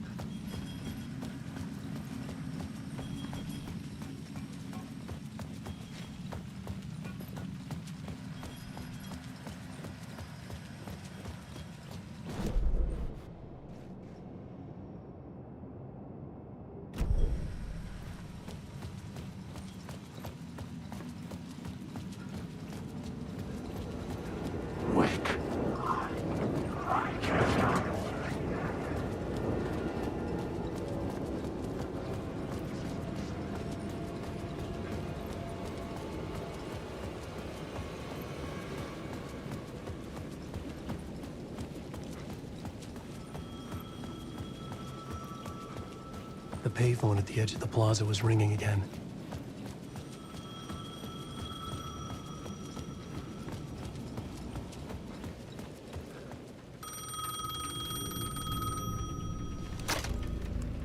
Hey, Alan. Thank God it picked up. I thought I lost you again. Who are you? Why are you helping me? Did you go deeper? To the overlap? Are you talking about the murder site? Yeah, I did. That's fantastic, Alan. We're closer to getting out. We're making progress. Well, we would be if you would answer my damn questions. Last time we spoke, you were pretty worried about Alice. Did you ever check Parliament Tower? To make sure she really got out of the dark place? Well, of course she got out. That's why I'm here. That's the whole goddamn point. Be very careful, Alan. The dark presence is stealing from you. It can already manifest as your double.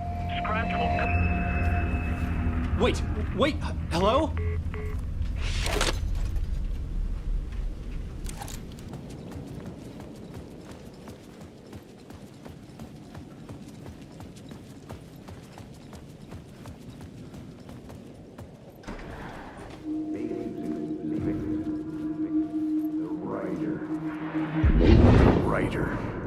Maybe he was a victim. The cult, using his words. Or maybe he was the monster behind it all. Either way, Alice Wake, his ex, she knew things. It was there in her art for all to see. A cry for help. The darkness she'd witnessed. And that put her in danger. Was Alice here? In the story?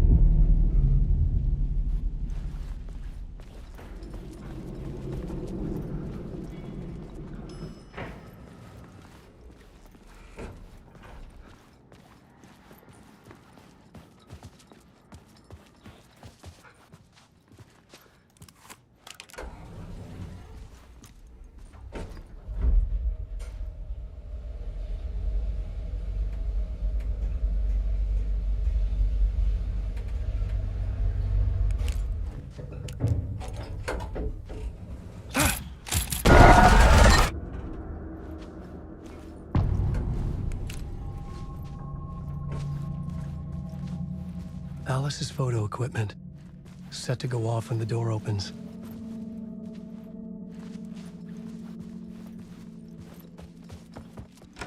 Get out! Leave me alone! Alice! Alice!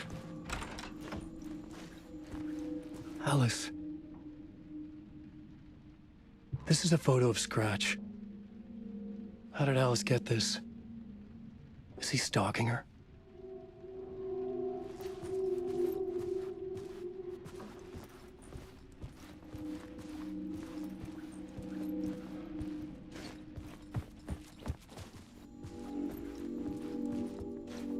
This is the door to my study, where I wrote my books. This symbol wasn't here before.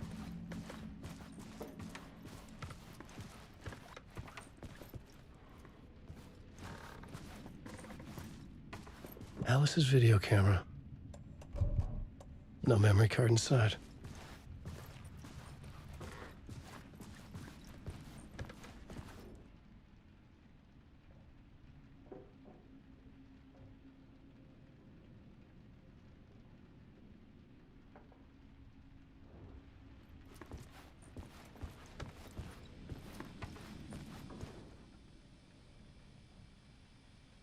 Part 1.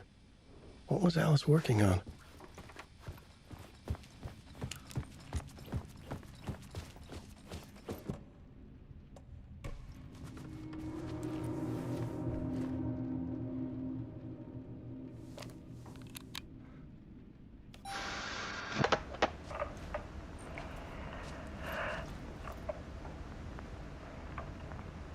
When I was younger, photography was everything to me. I moved to New York thinking I'd make it as an artist. And then I met Alan. We had a good thing. We were both dedicated by our creative ambitions. The only difference was that Alan's work made money. He brought me work when he could. I took his promo shots. created covers for his books. I'm sure he forced his publisher into it. I was taking photos, just not my photos. And that gnawed at me. Things got complicated sometimes, but that's life, right? We loved each other.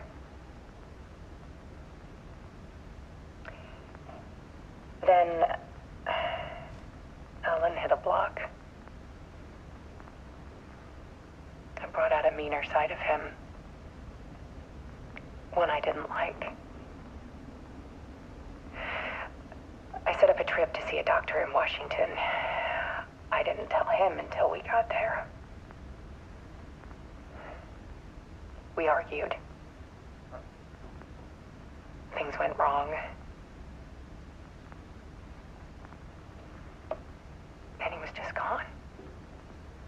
Drowned, allegedly. It's easy for people to think it was my fault. Hell, I do too sometimes.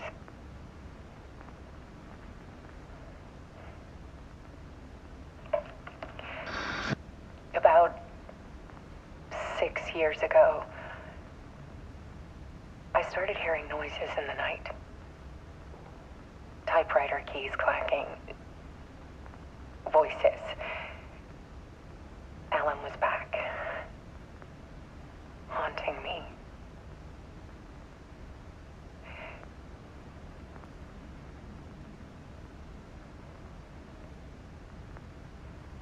Then it got violent.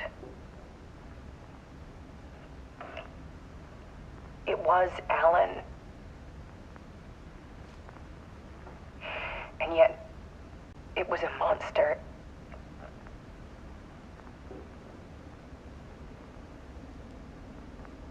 He always did have anger in him.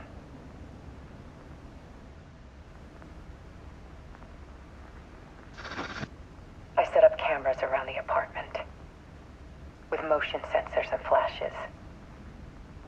Now, when the monster comes, I turn it into art. My nightmares caught on film. And this is the focus of my new exhibition. To show people the world is so much darker than they ever knew. I'm calling this exhibit The Dark Place.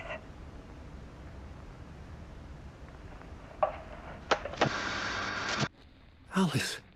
Scratch was terrorizing her. Why?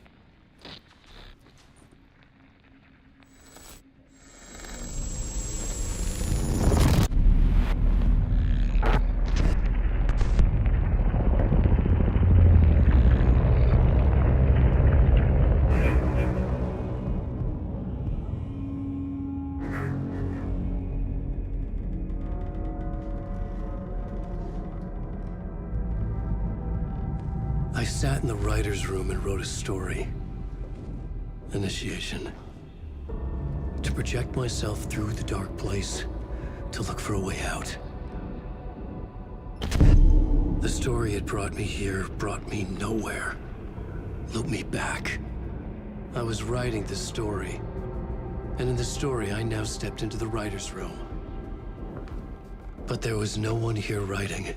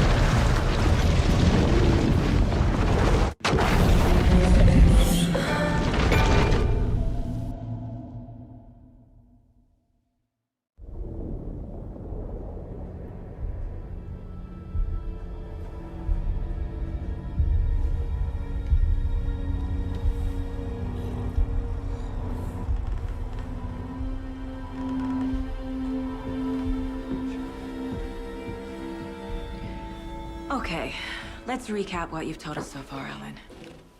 For the past 13 years, you've been trapped in a nightmare dimension called the Dark Place. Yeah. It's like New York, but it's not New York. And can be reached from the bottom of Cauldron Lake, but it's not really under the lake. And after all this time, you've managed to get out. Yeah. But so has your evil doppelganger. Mr. Scratch? Or is it the Dark Presence? Both. It's interchangeable. He's Scratch when he looks like me, but he can change into this other form. And Scratch, the Dark Presence, wants to rewrite the world in his own image. Which would be in your image, as he looks just like you. And turn the world into a fucking nightmare. During Deerfest, which is scheduled to take place in a couple of days. You got out of the Dark Place by writing a novel, the pages we've been finding.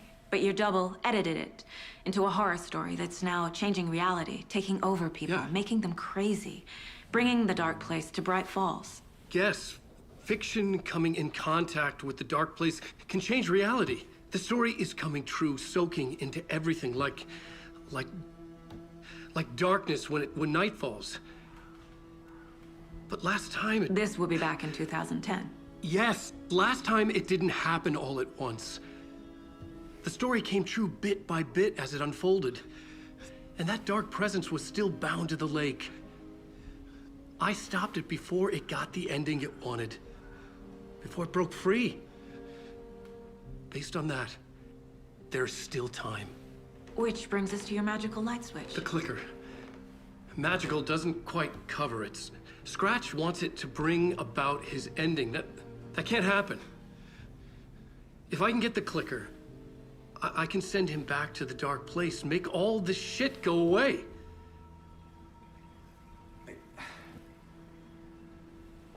Look, I know it's batshit crazy. My memory is full of holes, and I'm not sure how much I can trust. It's like a half-forgotten dream.